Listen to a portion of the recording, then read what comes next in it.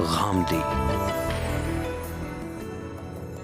السلام علیکم، پروگرام غامدی میں خوش آمدید۔ ناظرین، آج ہم اپنے شرکاء اور محترم جاوید احمد غامدی کی باہمی گفتگو کے ذریعے اسلامی شریعت کا انسانی حقوق کے تناظر میں جائزہ لیں گے اور دیکھیں گے کہ اقوام متحدہ کے universal declaration of human rights کے مقابلے میں کیوں قاہرہ کا Islamic declaration of human rights وضع کیا گیا۔ کیا اسلام میں انسانی حقوق کا تصور باقی تمام دنیا سے مختلف ہے؟ اگر مغربی قوانین کی بنیاد انسانی دانش اور اسلامی قوانین کی بنیاد الہامی دانش ہے، تو مذہب متغیر انسانی سماج کو ایک غیر متغیر شریعت کے ذریعے کس طرح رہنمائی فراہم کرتا ہے؟ اور پھر حدود، قصاص، تعزیر اور دیا جیسے اسلامی فقہی ستون کیا دور حاضر میں انسانی سماج اور نفسیات کی روشنی میں ریشنلٹی کے میزان پہ پورا اترتے ہیں یا نہیں؟ یہی بحث ہمارے آج کے اس پروگرام کا موضوع گفتگو ہے۔ غامدی صاحب، اگر انسان ایک اخلاقی وجود ہے اور فطری طور پر برائی اور اچھائی کا شعور رکھتا ہے، تو پھر اسلامی شریعت میں حدود، قصاص اور تعزیر جیسے قوانین کیا انسان کو اس کی اس فطرت سے روشناس کروانے کے لیے وضع کیے گئے ہیں جس سے وہ خود بھی بے خبر ہے؟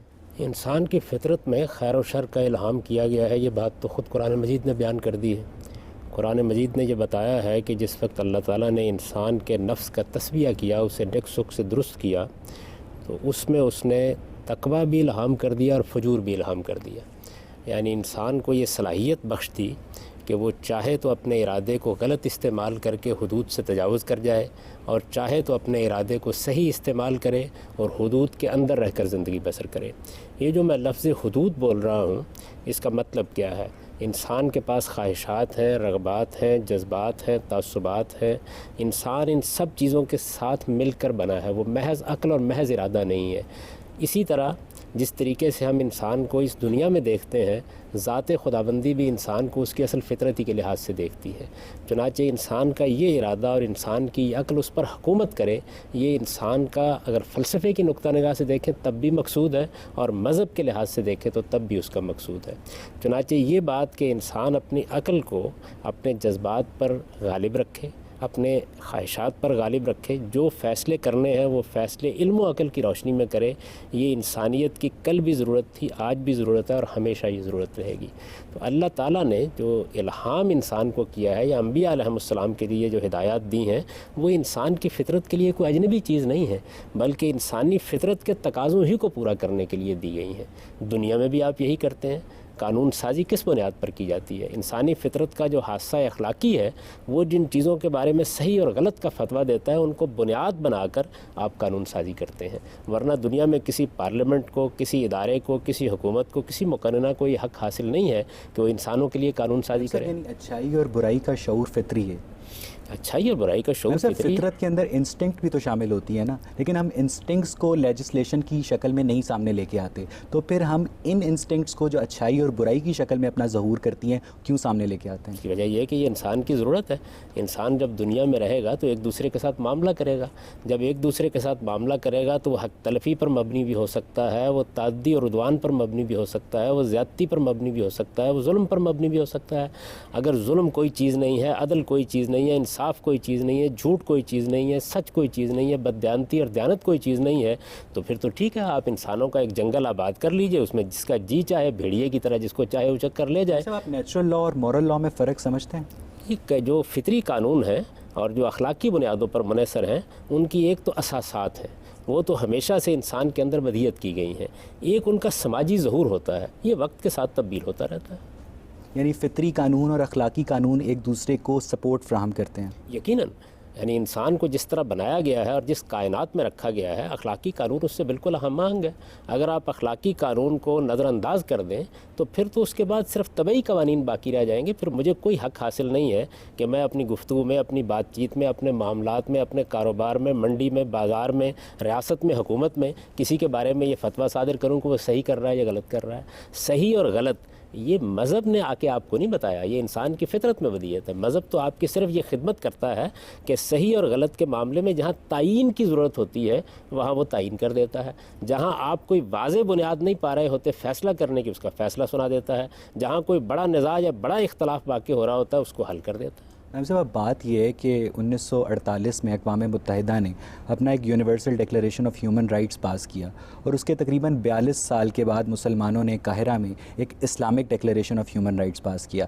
اب جو universal declaration of human rights ہے اس میں ایک کلاز ہے کہ ہر انسان کو مکمل طور پر اپنی آزادی رائے کا اظہار کرنے کی آزادی ہے, لیکن جو Islamic declaration of human rights ہے اس کا آرٹیکل 22 یہ کہتا ہے کہ صرف اسلام کی شرعی حدود میں رہتے ہوئے کوئی شخص اپنی آزادی رائے کا اظہار کر سکتا ہے. تو غامدی صاحب اب بات یہ ہے کہ کیا ساری دنیا کے انسانوں کا اجتماعی شعور مسلمانوں کے اجتماعی شعور سے متصادم ہے؟ دیکھیے یہ دو الگ الگ باتیں ہیں اور میرا خیال یہ ہے کہ اس کو غلط طریقے سے بیان کر دیا گیا ہے. ایک چیز یہ ہے کہ انسان کو آزادی کے ساتھ اپنی بات کہنے کا حق حاصل ہے. اس معاملے میں تو سب سے بڑھ کر قرآن مجید نے یہ تعلیم دی ہے. قرآن مجید نے مذہبیات جیسے نازک مسئلے میں انسان کو یہ بتایا کہ من شاء فلیؤمن من شاء فلیکفر. ہم نے ہدایت کو واضح کر دیا کہ تبین الرشد من الغی. اب جس کا جی چاہے وہ ایمان لائے, جس کا جی چاہے وہ کفر اختیار کرے. اللہ تعالیٰ نے فرمایا کہ دیکھو میں نے دنیا تمہیں دے دی ہے, اس میں جو نعمتیں میں دے سکتا تھا میں نے دے دی ہیں.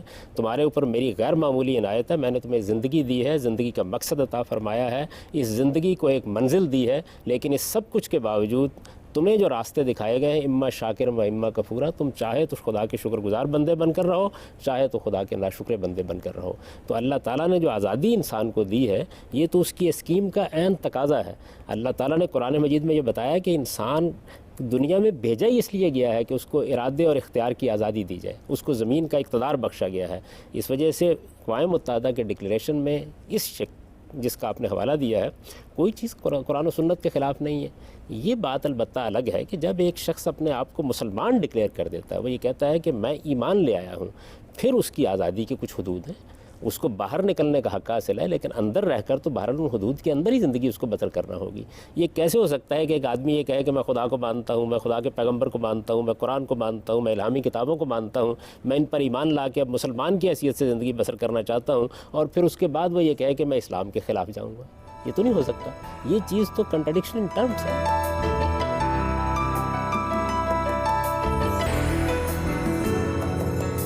ساری دنیا کے انسانوں کا جو اجتماعی شعور ہے جس کا ظہور اقوام متحدہ کے ڈکلیریشن سے ہوا ہے وہ مسلمانوں کے اجتماعی شعور سے ٹکرا سکتا ہے؟ یہ بالکل ہو سکتا ہے.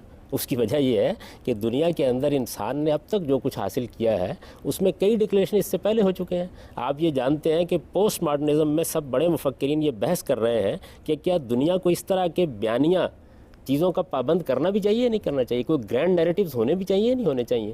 اقوام متحدہ کا ڈکلیریشن بھی ایک انسانی کاوش ہے. انسانی کاوش ہر وقت اس کی محتاج ہوتی ہے کہ اس پہ نظر ثانی کی جائے. اس کو آپ ایک مقدس صحیفہ کیوں بنا رہے ہیں؟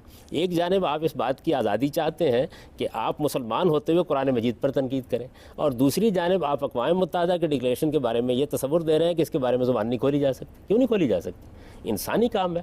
مجھے یہ بتائیے کہ جو ویٹو کا اختیار ہے یہ کس اصول پر مبنی ہے؟ اس کے پیچھے کوئی اخلاقی اصول ہے؟ سوائے طاقت کے وہ کون سی چیز ہے کہ جو 5 حکومتوں کو یہ حق دیتی ہے کہ ساری دنیا کے لوگ مل کر ایک فیصلہ کریں اور وہ اس کو ویٹو کر دیں؟ کون سی چیز ہے؟ Might is right. تو مائٹ از رائٹ کا اصول کیا اخلاقی اصول ہے؟ صاحب ابھی تو آپ نے کہا تھا کہ فطرت کے اندر اخلاقی اصول موجود ہے, اور اب آپ کہہ رہے ہیں کہ جو فطرت کے اندر طاقت کا اصول ہے وہ اخلاقی نہیں ہے. نہیں, میں نے یہ نہیں عرض کیا تھا. میں نے یہ عرض کیا تھا کہ فطرت انسانی کے اندر اللہ تعالیٰ نے اس کا شعور رکھا ہے. وہ برائی کا شعور بھی ہے, وہ بھلائی کا شعور بھی ہے. جس وقت انسان برائی کرتا ہے تو وہ جانتا ہے کہ میں برائی کر رہا ہوں. جو لوگ مائٹ از رائٹ کے فلسفے کے قائل ہیں ان کا ضمیر بھی یہ گواہی دے رہا ہوتا ہے کہ وہ اس وقت علم کے خلاف بات کر رہے ہیں, وہ اس وقت اخلاقی اصولوں کے خلاف بات کر رہے ہیں. یہ وہ بھی جانتے ہوتے ہیں. تو انسان کا اخلاقی شعور تو اس کو یہ بتاتا ہے کہ کیا غلط ہے اور کیا صحیح ہے. غامدی صاحب اگر فطرت ازلی ہے لیکن آپ یہ بھی کہتے ہوتے ہیں کہ جو اخلاقی اصول ہوتے ہیں وہ ازلی نہیں ہوتے, تو یہ ان دونوں باتوں کو آپ کس طرح ریکنسائل کریں گے؟ 2 پہلو ہیں. اخلاقی اصولوں کی کچھ بنیادیں ہیں, وہ تو ہمیشہ سے ہیں, ہمیشہ رہیں گی, کبھی ختم نہیں ہو سکتی. کون سی؟ جس طرح قرآن مجید نے اس کو بیان کر دیا ہے کہ انسان کا عدل کو چاہنا یہ ایک ایسی چیز ہے کہ جو کبھی ختم نہیں ہو سکتی. یہ انسان کی فطرت کا بنیادی تقاضا ہے. اسی طریقے سے انسان دوسروں کے معاملے میں یہ خواہش رکھتا ہے کہ وہ اس پر احسان کا اور ایثار کا رویہ اختیار کریں. یہ ایسی چیز ہے جو پوری انسانیت کے اندر مشترک ہے. اس کی بنیاد پر انسانیت کی تمام اقدار وجود پذیر ہوتی ہیں. رشتہ داری کے تعلقات ہیں جو انسان کی فطرت کا تقاضا ہے. اگر موٹر وے پر ایک حادثہ ہوتا ہے، میرے لیے وہ ایک بڑی روح فرسا خبر ہو سکتی ہے، میں اس کو پڑھوں گا، لیکن اگر مجھے معلوم ہو کہ میرا باپ یا بھائی اس میں دنیا سے رخصت ہو گیا ہے، میرے جذبات بالکل الگ ہوں گے. یہ انسانی فطرت کا تقاضا ہے. تو قرآن مجید نے ان کو گن کر بتا دیا. اسی طریقے سے وہ چیزیں جو حق تلفی کی نوعیت کی ہیں، وہ چیزیں جو ظلم زیادتی اور عدوان کی نوعیت کی ہیں، کسی کی جان مال آبرو کو آپ نقصان پہنچاتے ہیں بغیر کسی حق کے، یہ چیزیں مسلمہ اخلاقیات میں سے بنیادی طور پر انسان کے اندر فطری طور پر جو برائی اور اچھائی کا شعور ہے، اس کی نیک سک درست کرنے کے لیے وضع کیا جاتا ہے، اس کی تعین کی جاتی ہے. یعنی دیکھیے، جس وقت آپ اپنے اختیار کو غلط استعمال کرتے ہیں اور اس کے نتیجے میں شر پیدا ہوتا ہے، تو اس کو روکنے کے لیے سوسائٹی کو قانون سازی کرنا پڑتی ہے. اگر انسان کے اندر اپنے اختیار کو غلط استعمال کرنے کے دائیات ختم ہو جائیں تو وہ انسان نہیں رہے گا. جب تک انسان ہے، وہ اپنے اختیار کو غلط استعمال کر سکتا ہے. جب وہ غلط استعمال کرتا ہے تو پھر آپ کو اسے روکنا پڑتا ہے. روکنے کے لیے سب سے بڑی طاقت قانون کی طاقت ہوتی ہے. غامدی صاحب، سورۃ نساء کی آیت ہمیں بتاتی ہے کہ تم پر حرام کی گئی ہیں تمہاری مائیں، بہنیں، بیٹیاں اور ہر وہ عورت جس کا شوہر موجود ہے مگر وہ مشرک عورت جو تمہارے قبضے میں آ جائے.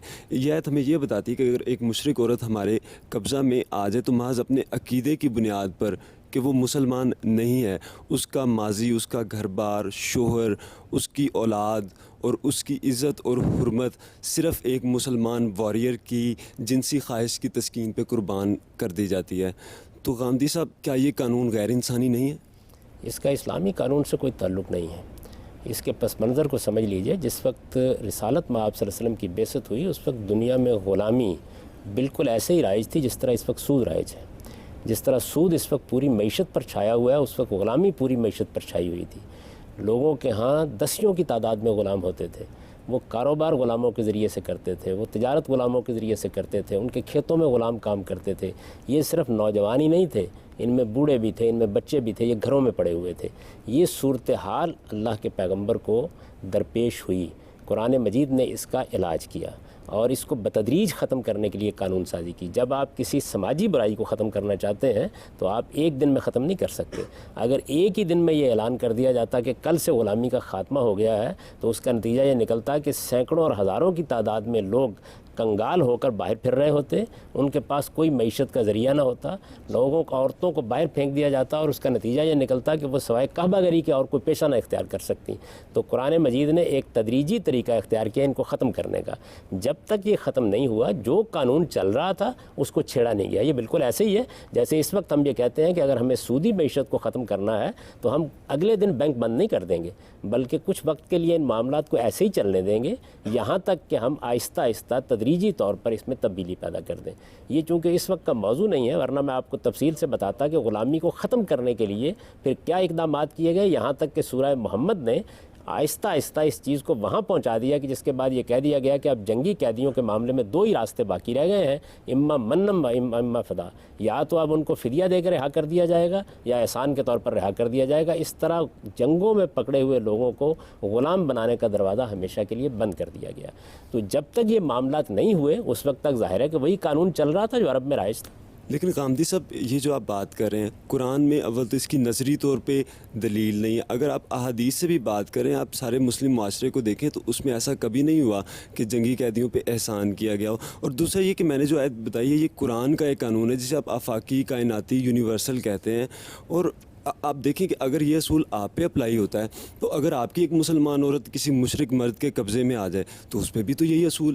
تو اس اصول کی بنیاد پہ آج ہم مطالبہ کرتے ہیں ڈاکٹر عافیہ صدیقی کی رہائی کا یا ان کے بچوں کی بازیابی کا، یا ہم گوانتانامو بے میں امریکی فوج کے مظالم پہ احتجاج کرتے ہیں. تو کیا یہ تو ہم غلط کرتے ہیں؟ کیونکہ ہم تو خود ہی نہیں روایات. یہ بات قرآن میں بیان نہیں ہوئی، میں نے تو آپ کو قرآن کی آیت سنائی ہے. قرآن مجید کی سورہ محمد میں جب بدر کا واقعہ ہونے لگا ہے تو یہ اعلان کیا گیا کہ اب جنگی قیدی پکڑے جائیں گے تو ان کے لیے دو ہی صورتیں ہیں. یہ کوئی حدیث نہیں ہے، یہ قرآن کی آیت ہے. اما منم بعد و اما فدا. جب تم جنگی قیدی پکڑ لو تو اب اس کے بعد کسی کو غلام نہیں بنایا جا سکتا، یا اسے فدیہ لے کر رہا کر دیا جائے گا یا احسان کے طور پر رہا کر دیا جائے گا. پھر مکاتبت کا قانون سورہ نور میں نازل ہوا جس میں جو موجود قیدی تھے یا موجود غلام تھے، لونڈیاں تھیں، ان کی رہائی کے لیے ایک باقاعدہ قانون بنایا گیا جس کو مکاتبت کہا جاتا ہے. اس میں یہ بتایا گیا کہ یہ لوگ اگر ایک مخصوص عرصے میں اپنے آپ کو اپنے پاؤں پر کھڑا ہونے کا اہل ثابت کر دیں تو ان کو لازماً رہا کر دیا جائے گا. یہ اس پورے کے پہلے پس منظر کو سمجھیے وہ کیا چیز ہے. اس آیت میں یہ بتایا گیا ہے کہ جب تک اس قانون کا نفاذ نہیں ہوتا اس وقت تک ظاہر بات ہے کہ معاملات اسی طریقے سے چلیں گے. تو قرآن مجید پورے کو سامنے رکھ کے سمجھا جاتا ہے. میں نے کوئی حدیث نہیں سنائی, کوئی واقعہ نہیں سنایا, یہ سب قرآن ہے. اس وجہ سے ہم مطالبہ کرنے کا حق رکھتے ہیں ڈاکٹر عافیہ صدیقی کے بارے میں. ہمارے ہاں یہ کبھی اصول نہیں رہا. ایک دنیا کے اندر لعنت موجود تھی, اس لعنت کو ختم کیا ہم نے, اور ختم کرنے کے لیے جو قانون سازی قرآن نے کی ہے, میں اب بھی آپ سے بحث کرتا ہوں, آپ اس سے بہتر طریقہ بتا دیجیے.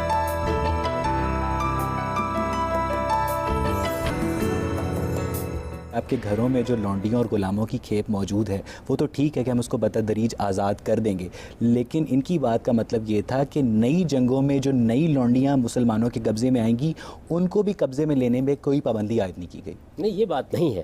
دیکھیے بات یہ ہے کہ جس وقت پہلی جنگ اسلام کو درپیش ہوئی تو وہ بدر کی جنگ ہے. سورہ محمد اس سے پہلے نازل ہوئی ہے. اس میں جنگی قیدیوں کے بارے میں قانون بیان کر دیا گیا. چنانچہ آپ دیکھیے ٹھیک اس پر عمل ہوا. رسالت میں آپ صلی اللہ علیہ وسلم نے بدر کے تمام قیدی اسی طریقے پر رہا کیے ہیں, کسی کو غلام نہیں بنایا گیا. یعنی کچھ احسان کے طور پر رہا کر دیے گئے, کچھ فدیہ لے کے رہا کر دیے گئے, اور جو باقی رہ گئے ان سے کہا گیا آپ بچوں کو پڑھا دیجیے, اس کے نتیجے میں آپ کو رہا کر دیا جائے گا. مجھے یہ بتائیے اس کے بعد اس قانون کی خلاف ورزی رسالت میں آپ صلی اللہ علیہ وسلم کے زمانے میں کب ہوئی؟ گاندھی صاحب مجھے یہ سمجھ نہیں آتا کہ آپ نے ابھی لونڈیوں کا قانون اور غلاموں کا قانون ہمارے سامنے ایکسپلین کیا. سورہ معارج کی آیت نمبر 30 کو حوالہ بنا کر صاحب تفہیم القرآن لکھتے ہیں کہ لونڈیوں کے ساتھ ایک طرف جنسی تعلقات بھی جائز ہیں اور اس کے لیے کسی نکاح کی بھی ضرورت نہیں ہے. دوسری طرف اسلام یہ کہتا ہے کہ اگر آپ بغیر نکاح کے جنسی تعلقات رکھتے ہیں تو وہ زنا کے زمرے میں آئیں گے اور 100 کوڑے کی سزا ہے. کیا آپ یہ بتانا پسند کریں گے کہ لونڈیوں کے ساتھ اگر آپ یہ کہتے ہیں کہ ایکولنس کا قانون چل رہا ہے تو بغیر نکاح کے بھی ان کے ساتھ جنسی تعلقات رکھنا جائز ہے؟ اس کی کیا وجوہات ہیں؟ جائز تھا اس لیے کہ عرب کا رواج یہی تھا. اس معاشرے کے اندر اس کو نکاح مانا جاتا تھا. میں اب آپ کو اس کی مثال دیتا ہوں. کل اسلام یورپ میں جاتا ہے, آپ جانتے ہیں کہ ہمیں نکاح کی ایک دوسری صورت وجود پذیر ہو چکی ہے. یعنی اس معاشرے میں جب طلاق لینے کو ناممکن بنا دیا گیا یا سخت قوانین نافذ کر دیے گئے تو مغربی معاشرے میں کیا ہوا ہے, اب لوگ بغیر روایتی نکاح کے اکٹھے رہتے ہیں, وفاداری کے ساتھ رہ رہے ہوتے ہیں. کل اسلام وہاں جائے گا تو جاتے ہی اس کو ناجائز قرار دے دے گا, 100 کوڑے کی سزا نافذ کرنا شروع کر دے گا. کچھ وقت کے لیے اس کو گوارا کیا جائے گا, پھر آہستہ آہستہ اس کی اصلاح کی جائے گی. یہ ہوتا ہے سماجی معاملات کی اصلاح کا طریقہ. تو میرے عزیز اس کو سمجھیے کہ معاشرے کیا ہوتے ہیں. یہ نکاح اور طلاق کا معاملہ مسیحی قانون میں بھی ایسے ہی تھا, بلکہ مسیحی قانون میں تو طلاق تک کا تصور نہیں تھا. معاشرے میں بگاڑ پیدا ہوا, اس بگاڑ کے نتیجے میں نکاح کا انسٹیٹیوشن ختم ہونا شروع ہوا.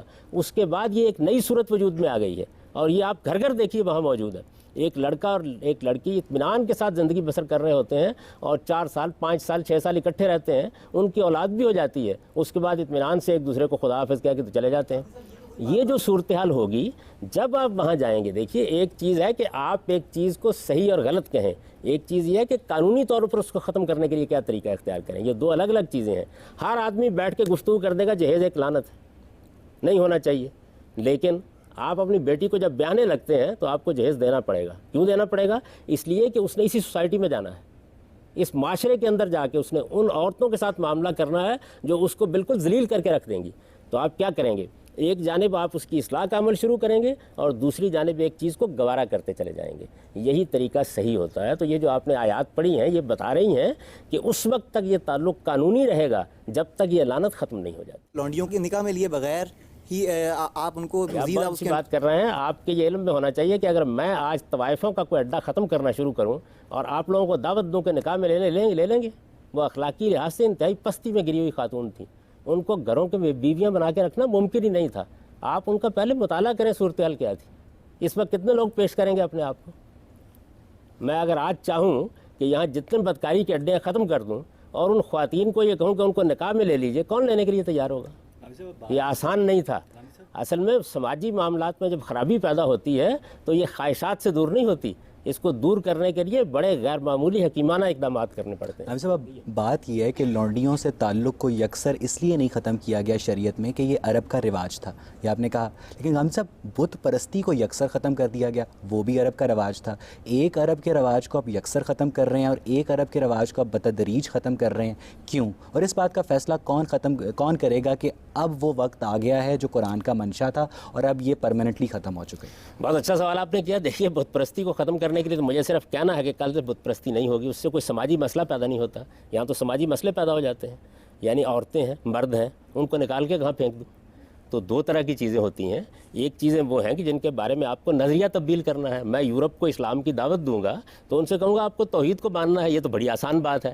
لیکن اگر میں یہ کہوں کہ وہ اپنے رسوم رواج روایات 2 دن کے اندر ختم کر دیں تو میرے خیال میں یہ بڑی غیر حکیمانہ بات ہوگی. تو سماجی معاملات بالکل الگ سے اس بات کا تقاضا کرتے ہیں.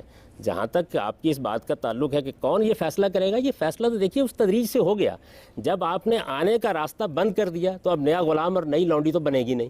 جو موجود ہے ان کی ایک عمر ہے، اس کو ختم ہونا. ہم سے بات یہ ہے کہ سورہ نور کی دوسری آیت میں اللہ تعالیٰ زنا کی سزا 100 کوڑے قرار دیتا ہے، جس کو مسلمان علماء کی اکثریت صرف غیر شادی شدہ جوڑوں پر امپلائی کرتی ہے، اور یہ قرار دیتی ہے کہ حدیث کی روشنی میں جو شادی شدہ لوگ زنا کے مرتکب ہوں گے انہیں رجم کیا جائے گا. تو آپ اس صورتحال کو کیسے دیکھتے ہیں؟ کیا ہر ایک کے لیے زنا کی سزا 100 کوڑے ہے یا صرف غیر شادی شدہ لوگوں کے لیے؟ میں نے تو یہ بات اپنی کتابوں میں بہت واضح طور پر بیان کر دی ہے کہ بدکاری کی انتہائی سزا 100 کوڑے ہے. انتہائی سزا کا مطلب یہ ہوتا ہے کہ اگر جرم بالکل آخری درجے میں ہو گیا ہے اور مجرم کسی رعایت کا مستحق نہیں ہے تو وہ سزا آپ دے دیں گے. اگر مجرم رعایت کا مستحق ہے تو معاملہ نیچے آ جائے گا. تو اس وجہ سے یہ انتہائی سزا ہے، اور یہ سزا دیتے وقت مجرم کے حالات دیکھے جائیں گے. ان حالات میں ایک چیز یہ بھی ہے کہ یہ سوال پوچھا جائے گا کہ وہ شادی شدہ تھا یا نہیں شادی شدہ تھا. کیونکہ زنا کے معاملے میں جس طرح چوری کے معاملے میں یہ دیکھا جائے گا کہ آدمی بھوکا تو نہیں تھا، اس نے کسی مجبوری کے تحت چوری تو نہیں کی، کسی استرار میں تو مبتلا نہیں تھا. بالکل اسی طرح اس معاملے میں بھی سوالات کیے جائیں گے. تو لوگ اصل میں ان سزاؤں کو اصل سزائیں قرار دیتے ہیں. یعنی ہر صورت میں زنا کی سزا 100 کوڑے نہیں ہے؟ ہر صورت میں تو یقیناً نہیں ہوگی، انتہائی سزا ہے. انتہائی سزا کا مطلب یہ ہوتا ہے جب کسی قانون میں کوئی سزا بیان کی جاتی ہے تو وہ ہمیشہ انتہائی سزا ہوتی ہے.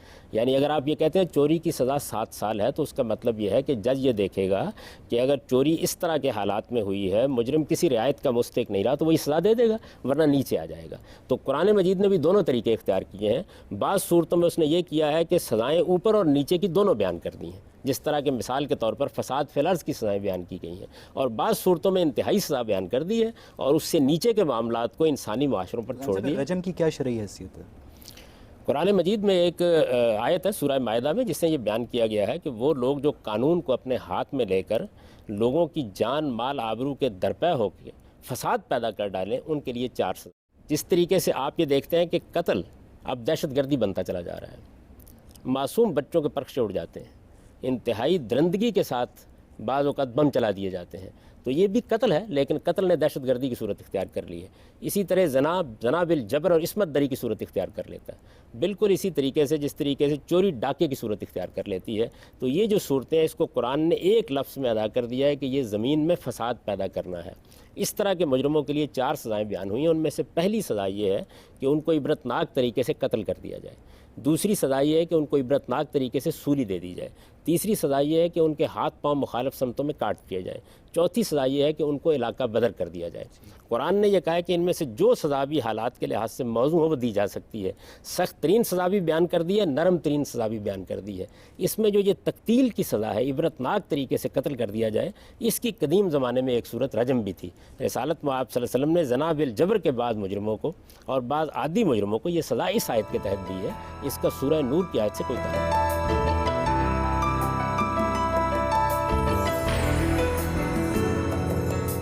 سماجی معاملات مختلف ہیں اور باقی معاملات مختلف ہیں، جیسے بتوں کی پوجا سے منع کرنا وغیرہ. شراب کی حرمت کا تعلق سماجی معاملے سے ہے یا یہ دوسرا معاملہ ہے کہ منع کر دیا تو منع ہو جاؤ؟ یہ بات یہ ہے کہ شراب تو ہمیشہ سے ممنوع رہی ہے. قانون کا نفاذ کب کیا گیا؟ اس میں لوگوں کو ایک وقت تک کے لیے مہلت دی گئی، اور جب کسی انسان کی عادت چھڑانی ہو تو اس کے لیے بھی مہلت دینا ہوتی ہے. ایک نظریے کو تبدیل کرنا اور چیز ہے سگریٹ چھڑوانا. یعنی میں آپ کے ساتھ گفتگو کر سکتا ہوں توحید اور رسالت پر، ممکن ہے ایک ہی نشست میں آپ رسالت کو بھی مان لیں، توحید کو بھی مان لیں، لیکن اگر آپ سگریٹ کے عادی ہیں اور آپ سے کہا جائے کل سے آپ کو روزہ رکھنا ہوگا تو اس کے لیے آپ کو مہلت دینا پڑے گی. انسانی عادات کے معاملے میں مہلت دینا ہوتی ہے، سماجی معاملات میں مہلت دینا ہوتی ہے. یہی حکمت ہے جو قرآن نے سکھائی ہے. اصل میں ہم تو مولویوں سے یہ کہتے ہیں کہ خدا کے لیے اس حکمت کا مطالعہ کرو. جب آپ کسی سوسائٹی کو دین پہنچا رہے ہوتے ہیں تو کہاں سے شروع کریں گے؟ سیدہ عائشہ نے دیکھیے کتنی خوبصورتی سے اس بات کو بیان کی ہے کہ رسالت میں آپ صلی اللہ علیہ وسلم نے سب سے پہلے آ کے لوگوں کے ایمانیات کو موضوع بنایا، ان کو توحید کی دعوت دی. اگر پہلے دن آپ عرب معاشرے میں آ کے یہ کہتے کہ زنا چھوڑ دو تو کوئی بھی نہ چھوڑتا. تو کسی معاشرے کی اصلاح کرنے کے لیے اس معاشرے کا مطالعہ کرنا ضروری ہوتا ہے. قرآن کو پڑھتے وقت بھی آپ یہ سمجھیے کہ قرآن کے دو پہلو ہیں. ایک پہلو سے وہ ابدی قانون بیان کر رہا ہوتا ہے اور دوسرے پہلو سے اس وقت کی اصلاح کا پروگرام بیان کر رہا ہوتا ہے. ان دونوں چیزوں کو لوگ خلط ملط کر دیتے ہیں، اس لیے کہ وہ کرتے کیا ہیں، قرآن مجید کے باقاعدہ طالب علم بن کر اس کا مطالعہ کرنے کی بجائے وہ یہاں تہاں سے ایک آیت پڑھ لیتے ہیں اور اس کے بعد یہ خیال کرتے ہیں کہ انہوں نے قرآن پر تدبر کا حق ادا کر دیا. پورے قرآن کو سامنے رکھ کے دیکھیے وہ دو کام کر رہا ہوتا ہے. یعنی ایک جانب وہ ایک ابدی قانون بیان کرے گا اور دوسری جانب اس وقت کے معاشرے کی اصلاح کرنے کے لیے اقدامات کرے گا. اس میں اس کو بہت سے وہ معاملات جو ہیں ان سے صرف نظر کرنا پڑتا ہے، اور یہ صرف نظر شراب کے معاملے میں بھی کیا گیا. شراب کبھی جائز نہیں تھی. ایک چیز کو قانوناً کب منع کرنا ہے؟ سود جائز نہیں ہے، آپ کے ملک میں چل رہا ہے، قانوناً کب منع کرنا ہے؟ اس کے لیے معیشت دیکھنی پڑے گی، بینکاری کا نظام دیکھنا پڑے گا، متبادلات دیکھنے پڑیں گے، اس کے بعد منع کیا جائے. حضور صلی اللہ علیہ وسلم کے حوالے سے لکھا ہوا ہے کہ مجھے اس مذہب کو پھیلانے کے لیے بھیجا گیا، ایز اے میسنجر بھیجا گیا، not the guardian of faith. تو جب ان کے بارے میں کہ صرف بات بتاؤ اور گارڈین آف فیتھ مت بنو تو ہم کیوں روکتے ہیں قوانین وضع کر کے؟ کس چیز کو روکتے ہیں؟ یعنی ہم ان مسلمہ برائیوں کو روکتے ہیں جن کو ساری انسانیت روکتی ہے. لیکن ہم نے اس کا مذہب سے کیا تعلق؟ کر دی ہے، آپ کا کام ہے آپ کریں، آپ کا کام ہے نہ کریں، میں آپ کو کیوں روکوں؟ اس کا مذہب سے کیا تعلق ہے؟ جب آپ کے پاس ایک حکومت ہوگی، دیکھیے ایک روکنا وہ ہے کہ میرے پاس اختیار اور اقتدار نہیں ہے تو میں کم تولنے والے کو نصیحت ہی کروں گا، اس کے سوا کچھ نہیں کر سکتا. مجھے حق نہیں ہے کہ میں اس کا ہاتھ پکڑ لوں، لیکن اگر میرے پاس اقتدار ہے تو پھر میں کم تولنے والے کا ہاتھ پکڑوں گا. اس کا تعلق مذہب سے نہیں ہے، اس کا تعلق تو مسلمہ اخلاقیات سے. یہ حق تو آپ کو انسانیت دیتی ہے. یعنی یہ کیسے ہو سکتا ہے کہ ایک آدمی بازار میں کھڑا ہوا کسی کو مار رہا ہو اور آپ اس کا ہاتھ نہ پکڑیں؟ اس کی وجہ یہ ہے کہ میں تو بس نصیحت ہی کر سکتا ہوں. جب آپ کے پاس طاقت ہوگی تو آپ ہاتھ پکڑیں گے. تو طاقت کا استعمال اگر آپ کر رہے ہیں اپنے دائرہ اختیار میں، پہلی بات یہ، اور دوسری یہ کہ صحیح اصول کے اوپر، تو دنیا بھر میں کیا جاتا ہے. یہ سب حدود میں ایویڈنس سٹینڈرڈ پہ بہت زیادہ آبجیکشن ہے. زنا ثابت کرنے کے لیے 4 گواہ کی ضرورت ہے، جبکہ یہ ایک ایسا اوفینس ہے جو کہ سیکریسی میں ہوتا ہے، نہ کہ پبلک پلیس پہ. تو کیا اسلام کا مقصد اس کے پیچھے یہ تو نہیں کہ ہم نے اس کی زنا کی سزا ہی نہیں دینی، یا اس کا مقصد ایسا ہو کہ زانی جو ہے وہ قابل معافی ہو؟ جرائم دو طرح کے ہیں. ایک جرائم وہ ہوتے ہیں جس میں کسی دوسرے کا حق تلف ہوتا ہے، مثال کے طور پر چوری کی، مثال کے طور پر ڈاکہ ڈالا، مثال کے طور پر زنا بالجبر کا ارتکاب کر لیا. اس طرح کے معاملات کے اندر قرآن مجید نے یا اللہ تعالیٰ کے پیغمبر نے کوئی نصاب شہادت مقرر نہیں کیا. قاضی کی ثوابدید ہے، وہ جس طرح چاہے کسی جرم کے ثبوت کے ذرائع اکٹھے کرے اور اپنے اطمینان کی بنیاد پر سزا دے دے. ایک وہ معاملات ہیں جن کو اللہ نے جرم قرار دیا ہے، اس میں کسی انسان کا حق تلف نہیں ہوتا، بدکاری انہی میں سے ہے. یہ جب رضامندی کے ساتھ ہوتی ہے تو ایسا نہیں کہ آپ کسی پر جبر کر رہے ہوتے ہیں. جب اللہ نے اس کو ممنوع قرار دیا ہے تو اس کے لیے یہ ضرور دیا کہ نصیحت کی جائے، تلقین کی جائے، لوگوں کی اصلاح کی جائے، ان کی تعلیم دی جائے. البتہ اگر معاملہ یہاں تک پہنچ جائے کہ 4 آدمی بھی گواہ بن جائے تو پھر سزا دے دی جائے. تو یہ 2 الگ الگ چیزیں ہیں، ان دونوں کو الگ الگ سمجھ لینا چاہیے. اس طرح کا معاملہ چونکہ ایک شخص کی حیثیت عرفی کو ہمارے معاشرے میں ختم کر دیتا ہے، اس لیے یہاں ثبوت کا بڑا کڑا طریقہ اختیار کیا گیا تاکہ سزا اس وقت آ کر دی جائے جب کوئی اور چارہ باقی نہ رہ جائے. یہ وہی اصول ہے کہ جرم آخری درجے میں ہو جائے اور مجرم کسی رعایت کا مستحق نہ رہے. یہ فرق بات یہ ہے کہ سورہ نور کی جو 6 اور 7ویں آیت ہے اس کی روشنی میں اگر زنا کا صرف ایک عینی شاہد ہو تو وہ 4 بار قسم کھا کر 4 گواہوں کی ضرورت پوری کر سکتا ہے، اور دوسری طرف 8ویں اور 9ویں آیت کی روشنی میں جو ملزمہ ہے وہ بھی 4 بار قسم کھا کر اس الزام سے بچ سکتی ہے. تو اب اس کی روشنی میں کلاسیکل اسلامک جورسپروڈنس میں، جس میں DNA وغیرہ نہیں شامل، آپ زنا کے جرم اور اس کی سزا کا تعین کیسے کریں گے؟ یہ میں سمجھ نہیں سکا کہ آپ نے کہاں سے یہ ملزم اور ملزمہ اور مجرم اور مجرمہ نکالے ہیں. وہ تو میاں بیوی کا معاملہ ہے. یعنی اگر کوئی آدمی اپنی بیوی پر الزام لگاتا ہے یا بیوی شوہر پر الزام لگاتی ہے، اس معاملے سے کیسے نمٹا جائے؟ اس میں قرآن مجید نے یہ طریقہ اختیار کیا ہے کہ اگر ایک شوہر اپنی بیوی پر یہ الزام لگا رہا ہے تو وہ 4 مرتبہ قسم کھائے گا، 5ویں مرتبہ اپنے اوپر لعنت بھیجے گا، اور بیوی کو بھی حق دیا جائے گا کہ وہ بھی اس کی قسموں کو اپنی قسموں سے باطل کرے. شوہر اور بیوی کا لفظ استعمال ہوا ہے؟ جی بالکل، ازواجہم کے الفاظ ہیں. وہاں بیوی اور شوہر کا مسئلہ زیر بحث ہے، اس کا عام لوگوں سے کوئی تعلق نہیں ہے، اور اس میں بھی بڑا حکیمانہ قانون دیا ہے. اس لیے کہ ایک گھر کا معاملہ ہے، اس گھر کے اندر ایک شوہر اور بیوی کے درمیان وفاداری مشتبہ ہو گئی ہے، تو اس معاملے کو کیا گواہوں پر چھوڑا جائے گا؟ اس کے لیے ایک بڑا حکیمانہ طریقہ اختیار کر لیا. تو پھر کیسے تعین ہوگا اس جرم اور سزا کا جو میاں بیوی کے مابین ہوا ہے؟ یہ بات یہ ہے کہ شوہر نے 4 مرتبہ قسم کھا 4 کر قسمیں اس نے کھا لی، 4 قسمیں اس نے کھا لی، صاحب برابر ختم کر دیا جائے گا معاملے کو. اس کا مطلب یہ ہے کہ پھر آپ نکاح ختم کر کے تفریق کر دیں گے، سزا نہیں دے سکتے. صحیح. اس سے بہتر طریقہ اور کیا ہو سکتا ہے اس طرح کے معاملے میں؟ ٹھیک. اگر ایویڈنس اسٹینڈرڈ میں اس قدر لچک ہے تو کیوں ہمارے قوانین جو ہیں وہ تبدیل نہیں کر دیے جاتے ایویڈنس اسٹینڈرڈ کے لحاظ سے زنا میں؟ میں تو ہمیشہ یہ چاہتا ہوں کہ تبدیل ہونے چاہیے یہ قوانین. میں نے تو اس کے لیے بڑی جنگ لڑی ہے, بہت دلائل دیے ہیں, لوگوں کو بتایا ہے کہ اسلام کیا چاہتا ہے اور آپ کیا بیان کر رہے ہیں. ہمارا جو اس وقت قانون شہادت بنا ہوا ہے اور اسلام کی روشنی میں بنایا گیا ہے وہ ایک مسخ شدہ چیز ہے. تو اس کی بنیاد پر آپ بات نہ کریں, قرآن کی بنیاد پر بات کریں. قرآن آپ کے گھروں میں موجود ہے, اللہ کی کتاب ہے. اس چیز کو آپ پڑھیں اور دیکھیں کہ کتنی حکمت پر مبنی ہے, کس طرح انسانی سماج کو وہ درست کرنے کی تعلیم دیتا ہے, کس کس جگہ سے انسان کو یہ سمجھاتا ہے کہ آپ کو معاملہ کیسے کرنا ہے. ہم قرآن مجید کا مطالعہ کرتے ہیں یا اس مقصد کے لیے کہ ہمیں اپنی تائید میں کوئی آیت چاہیے ہوتی ہے اور یا اعتراض ڈھونڈنے کے لیے. آپ تدبر کے ساتھ مطالعہ کریں کہ وہ کیا بات کس موقع پہ کر رہا ہے اور کس چیز کو بیان کر رہا ہے.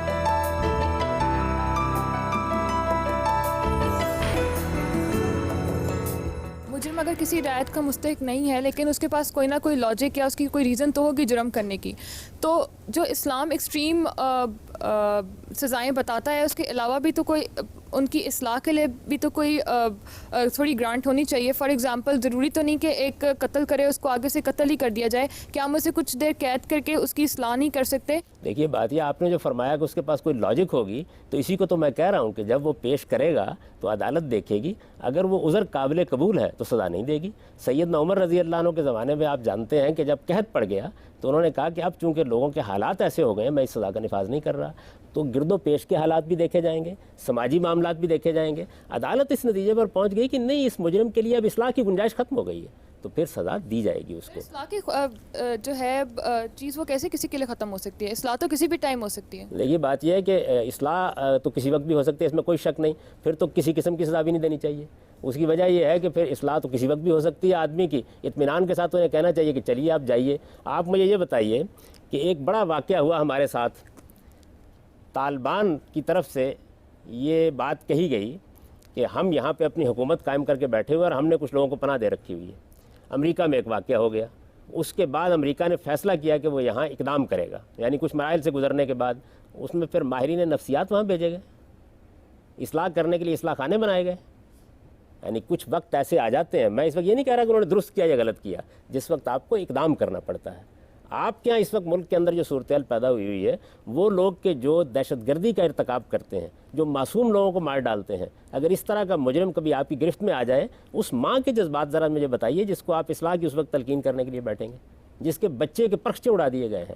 اس وجہ سے مجرموں کے معاملے میں صرف اصلاح ہی نہیں ہوتی, اگر آپ اصلاح کا قانون نافذ کر دیں گے تو یہ جرم کو شہ دینے کے مترادف ہوگا. اس کی سزائیں بھی مقرر کی جاتی ہیں اور اصلاح کے امکانات بھی پیدا کیے جاتے ہیں. انسان میں اور خدا میں یہی فرق ہے. انسان اصل میں یکرخا ہوتا ہے, اس پر اصلاح کا جذبہ غلبہ پالے گا تو مجرم کو بھی معاف کرنے کے لیے تیار ہو جائے گا, اور اس کے اوپر جرم کی سزا دینے کا داعیہ سوار ہو جائے گا تو مجرموں کو کولوں میں پیسنا ڈالنا شروع کر دے گا. اللہ تعالیٰ نے اسی لیے قانون دیا تاکہ آپ اعتدال اور توازن کے ساتھ معاملہ کریں. اور دیکھیے کتنا اچھا دیا ہے. آپ نے قتل کی بات کی, قتل کے معاملے میں یہ صرف قرآن ہے جس نے یہ راستہ کھولا ہے کہ اگر مقتول کے وارث معاف کر دیتے ہیں تو پھر دیت پر معاملہ کر لیا جائے. کیوں کھولا ہے؟ اسی لیے کھولا ہے کہ اصلاح کے مواقع رہیں, انتقام کے جذبات کم کیے جائیں, لوگوں کے مابین صلح کرا دی جائے. تو ہر جگہ اس اصول کو قائم رکھا ہے, لیکن سزا ایک آخری درجے کی ہونی چاہیے. اگر قانون کے آپ ہاتھ باندھ دیں گے تو پھر اس کے بعد کتنے لوگ ہوں گے کہ جو لوگوں کی جان مال آبرو کے لیے خطرہ بن کے کھڑے ہو جائیں. صاحب بات یہ ہے کہ آپ اسلامی شریعت کی تمام سزاؤں کو میکسیمم پینلٹی قرار دے رہے ہیں, اس کے بیچ کا جو ٹرانزیشن پروسیس ہے اس پر مذہب کوئی روشنی نہیں ڈالتا, نمبر ایک. نمبر دو, جو مسلمان فقہا کی جو اکثریت ہے وہ ان سزاؤں کو حتمی, ابدی اور ایبسولوٹ ہر حال میں مانتی ہے. اب آپ یہ بتائیں اگر ان کی انٹرپریٹیشن غلط بھی ہے تو ان کی غلط انٹرپریٹیشن کا خمیازہ معصوم مسلمان کیوں بھگتیں؟ میں نے تو آپ کی خدمت میں یہ عرض کیا ہے کہ سیدنا عمر رضی اللہ عنہ سے بڑا کون ہو سکتا ہے. انہوں نے تو حالات کی رعایت کی ہے اور حالات کی رعایت سے یہ سزائیں دی ہیں. یہ جو بات آپ نے کہی کہ باقی معاملات میں مذہب رہنمائی نہیں کرتا, جب اس نے ایک ایکسٹریم پنشمنٹ مقرر کر دی تو اب آپ اس کے نیچے آ سکتے ہیں نا, اوپر تو نہیں جا سکتے. آپ کے لیے حد مقرر کر دیے, اس کے بعد آپ قانون سازی کیجئے. وہ قانون سازی آپ اپنی پارلیمنٹ میں کر سکتے ہیں. تمام معاملات میں مذہب کا کام یہ نہیں ہے کہ وہ آپ کی رہنمائی کرے, وہ رہنمائی صرف ان معاملات میں کرتا ہے جن میں انسانی عقل کے سخت غلطی کھانے کا امکان ہوتا ہے یا انسان کے پاس فیصلہ کرنے کی کوئی بنیاد نہیں ہوتی. سزاؤں کے معاملے کو لے لیجئے, چوری ایک جرم ہے, یہ میرے نزدیک بھی جرم ہے, آپ کے نزدیک بھی جرم ہے, ساری انسانیت کے نزدیک جرم ہے. اس کی سزا کیا ہونی چاہیے؟ اس کے لیے فیصلہ کرنے کی کیا بنیاد ہے انسان کے پاس؟ ہو تو کوئی بتا دیں مجھے. ہم سب قید میں میں کہتا ہوں 3 سال. نہیں مقرر کریں گے نا سزا. میں کہتا ہوں 3 سال, آپ کہتے ہیں 4 سال, وہ کہتے ہیں 5 سال, وہ کہتے ہیں 10 سال. فیصلہ کرنے کی کیا بنیاد ہے؟ قتل ایک جرم ہے, کیا سزا ہونی چاہیے؟ جرم کی نوعیت سے اس کا فیصلہ کیا جائے گا نا. جرم کی نوعیت کا فیصلہ کون کرے گا؟ یعنی آپ مجھے بتا دیں نا. میں آپ سے بحث کرتا ہوں, میں یہ کہتا ہوں جی بات یہ ہے کہ چوری جو ہے یہ اصل میں 4 سال کے ہم وزن ہے. ٹھیک ہے, ٹھیک ہے نا. ٹھیک ہے. پارلیمنٹ میں آپ اس کی سزا مقرر کر رہے ہیں, کیا بنیاد ہے؟ میں آپ کو بتاتا ہوں کیا بنیاد ہے. جی, بنیاد تجربہ اور مشاہدہ ہوتا ہے. یعنی انسان اپنے تجربات سے گزر کر یہ طے کرتا ہے کہ یہ کام مجھے کرنا ہے. اس معاملے میں انسانی تجربات انتہائی ہولناک ہیں. آپ انسانی تاریخ کا مطالعہ کریں, اس میں معمولی جرائم پر انسانی معاشرے انتہائی عبرتناک سزائیں دیتے رہے ہیں, اور بہت بڑے بڑے جرائم کے بارے میں بہت افرودرد سے کام لیتے رہے ہیں. ہاتھ کاٹنے کو, گردن قلم کرنے کو, ہاتھ پیر بے ترتیب گرداننے کو ہولناک سزائیں نہیں گردانتے, اور اب قید کی سزا کو ایک ہولناک سزا گردان رہے ہیں. میرے نزدیک تو یہ ایک بدترین جرم ہے انسانیت کے خلاف. آپ اصل میں یہ سمجھتے ہیں کہ آدمی کو قید کر دیا گیا ہے. آپ کو کیا حق تھا کہ آپ اس کی اصلاح کی مدت طے کریں؟ ابھی تو یہ بحث ہو رہی تھی یہاں پہ کہ انسان کسی وقت بھی اصلاح یافتہ ہو سکتا ہے. آپ کو کیا حق تھا کہ آپ اس کو مجرموں کے ایک ماحول کے اندر ڈال دیں؟ آپ کو کیا حق حاصل تھا اس کو کہ آپ ایک باپ کو قید کر کے اس کے بچوں کو اس اذیت میں مبتلا کریں کہ وہ ہر ہفتے جا کر سلاخوں کے پیچھے اپنے باپ کو دیکھیں؟ آپ کو کیا حق حاصل تھا اس کا کہ 10 سال کے لیے قید میں ڈال دیں اور عورت بالکل معلق ہو کے رہ جائے؟ مجھ سے قید کے اوپر بحث کر لیجیے. حبیب صاحب, اب بات یہ ہے کہ یورپین یونین میں سزائے موت کی پابندی کے باوجود جرائم کی شرح ان ممالک سے کہیں کم ہے جہاں سزائے موت کا قانون موجود ہے. تو اب سزائے موت کو ختم کرنے کے مطالبے کو اسلامی شریعت اور انسانی حقوق کے تناظر میں کس طرح دیکھتے ہیں؟ دیکھیے, یہاں پھر وہی صورتحال ہے کہ کبھی انسانوں کے اوپر یہ چیز غلبہ پا لیتی ہے کہ ہر ایک کو مار ڈالنا ہے, اور کبھی یہ صورت ہوتی ہے کہ سزائے موت کو بالکل ہی ختم کر دیا جائے. جب تک موت کسی انسان کے ہاتھ سے وارد ہو رہی ہے, میں کسی کو قتل کر رہا ہوں, میں دہشت گردی کر رہا ہوں, میں معصوم بچوں کو مار رہا ہوں, اس وقت تک سزائے موت کو قانون سے کیسے ختم کیا جا سکتا ہے؟ قرآن کا احسان دیکھیے کیا ہے. اس نے اس معاملے میں بھی بادشاہوں کے ہاتھ میں پکڑی ہوئی تلوار چھین لی, اور یہ کہا یہ صرف 2 جرائم ہیں جن میں موت کی سزا دی جا سکتی ہے. ایک یہ کہ کسی نے کسی کو قتل کر دیا ہو, اور دوسرے یہ کہ کوئی کسی کی جان مال آبرو کے درپے ہو گیا ہو اور اس نے قانون ہاتھ میں لے لیا ہو. تو متعین کر دیا کہ یہ 2 جرائم ہیں, ان جرائم کے علاوہ کسی جرم میں موت کی سزا نہیں دی جا سکتی. قتل کی سزا قتل ہے. قتل کی سزا قتل ہے. اگر مقتول کے وارثوں نے معاف کر دیا ہے تو عدالت اس کو معاف کر سکتی ہے. یعنی کہ امیر آدمی قتل کرے اور غریب اس کو کمپنسیشن لے کر آرام سے مزے کی زندگی جیے, تو مذہب کو اس پہ یعنی کہ امیر قانون کو اس پہ کوئی ہم نے مقتول کے وارثوں پر یہ بات چھوڑی ہے. غریب اور امیر کا سوال نہیں ہے. اگر دیت پر معاملہ ہو جاتا ہے تو سوسائٹی مدد کرے گی, ریاست مدد کرے گی. منی از اے بگ ٹیمپٹیشن. اچھی بات ہے, ایک آدمی کی جان بچا لی ہم نے, ان کے لیے بھی بندوبست کر دیا. اگر وہ دینے کے قابل نہیں ہے تو سوسائٹی آگے بڑھ کے ادائیگی کر دے گی. اگر معاف کر دیا جائے گا ایک بار تو پھر ہم آدمی کو قتل نہیں ہونے دیں گے. ایک غریب آدمی دیت نہیں دے سکتا تو وہ قتل ہو جائے, اور ایک امیر آدمی جو دیت دے سکتا ہے وہ قتل نہ ہو؟ یہ یوں تو نہیں ہے. دیکھیے نا, یہ تو آپ کی تعبیر ہے. مثال کے طور پر ایک غریب آدمی نے قتل کیا ہے, اس کو مقتول کے وارثوں نے معاف کر دیا ہے, وہ دیت دینے کی پوزیشن میں نہیں ہے. اب سوسائٹی آگے آئے گی, دیت ادا کر دی جائے گی اس کی. یعنی آپ سوسائٹی کی قدر و قیمت کو محسوس کریں. سوسائٹی کے بارے میں بڑا حسن ظن رکھ رہے ہیں. سوسائٹی ریاست ہے نا, نظم ریاست ہے. اگر یہ معلوم ہو جاتا ہے کہ مقتول کے وارثوں نے معاف کر دیا ہے تو پھر 10 راستے ہم نکال دیں گے, لیکن اس کو قتل نہیں ہونے دیں گے. ناظرین, جب ٹانگ میں زہر پھیل جائے تو انسانی جان بچانے کے لیے ٹانگ کو کاٹنا ہی پڑتا ہے. اسی طرح کوئی فرد یا گروہ انسانی سماج کے وسیع تر مفاد کے برعکس انسانی معاشرے میں فساد فی الارض کا مرتکب ٹھہرے تو اس فرد یا گروہ کو بھی معاشرے سے علیحدہ کرنا پڑتا ہے. یہ علیحدگی قید کے ذریعے ہو یا سزائے موت کے ذریعے.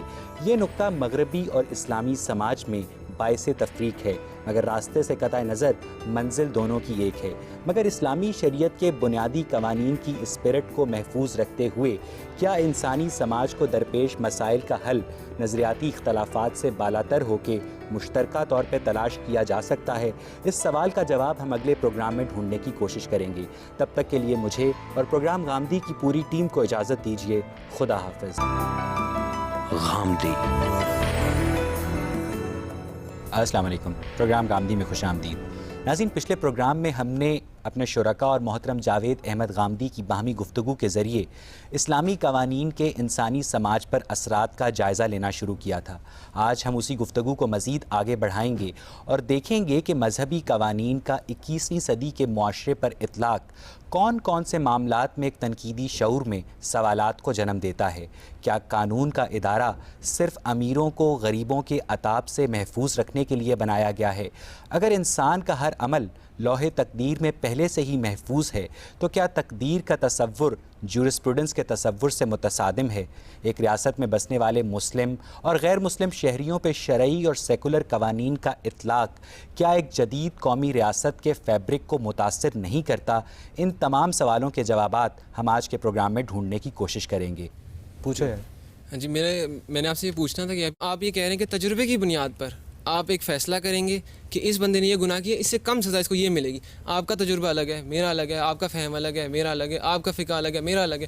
ہر ایک کوئی اپنی اپنی عدالتیں بنا کے کھڑا ہو جائے. جس طرح آج کل مسجدیں بن گئی اپنی اپنی الگ الگ، اس طرح مسجدیں بنا کے کھڑے ہو جائیں، اس سے فساد نہیں ہوگا. تو آپ اس کے بارے میں کیا کہیں گے کہ آپ کہہ رہے ہیں کہ اس لیول تک قرآن نے بتایا ہوا ہے، اس سے کم جتنی مرضی دے دو، آپ کا فہم جو کہے گا وہ کر دو، کیا یہ ٹھیک ہے؟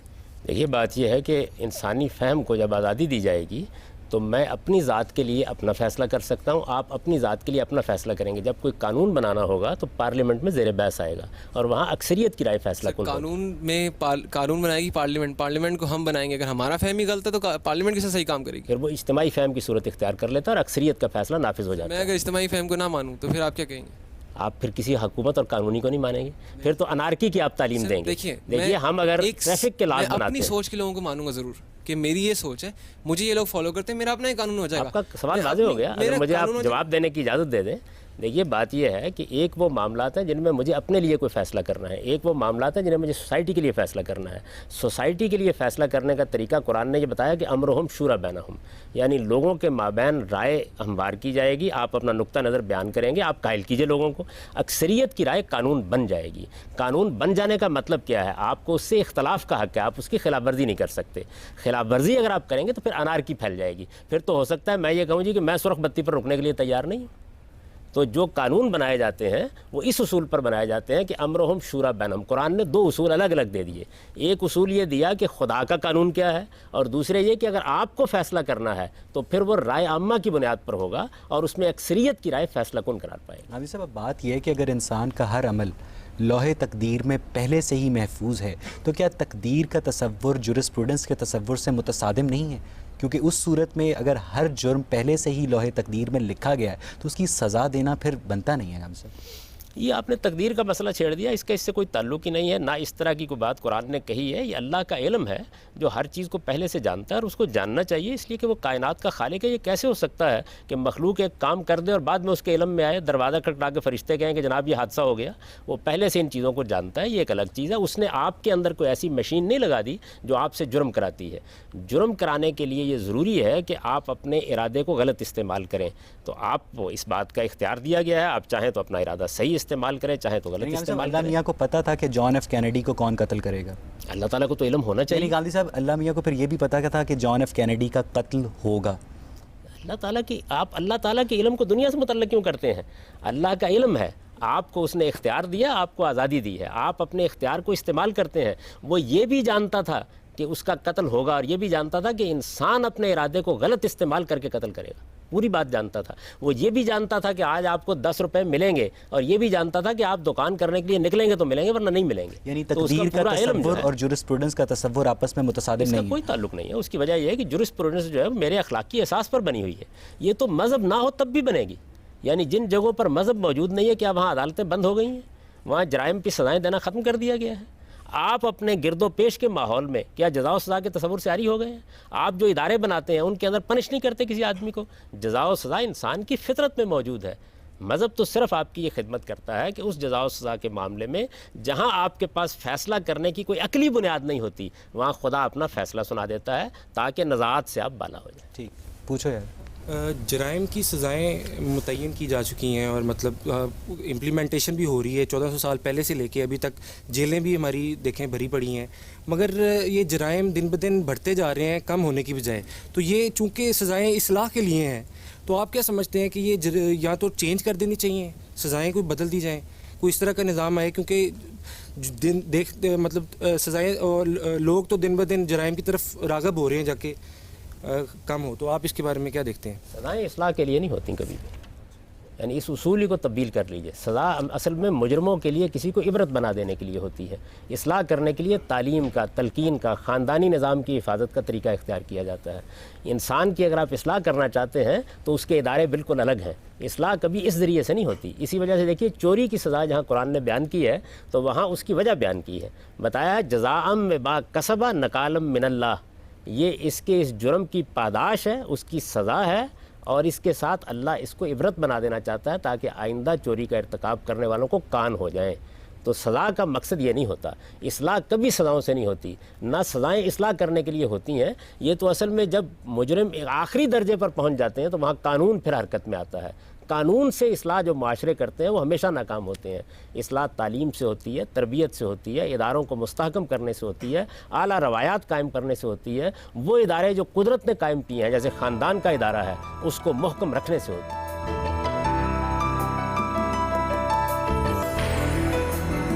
صاحب بات یہ ہے کہ جو حقوق نسواں بل 2006 تھا اس میں 100 کوڑوں کی سزا کو جو میکسیمم پینلٹی تھی یہ کہہ کر ختم کر دیا گیا. اس کے اندر لکھا ہے کہ یہ تہذیب اور شائستگی کے منافی ہے.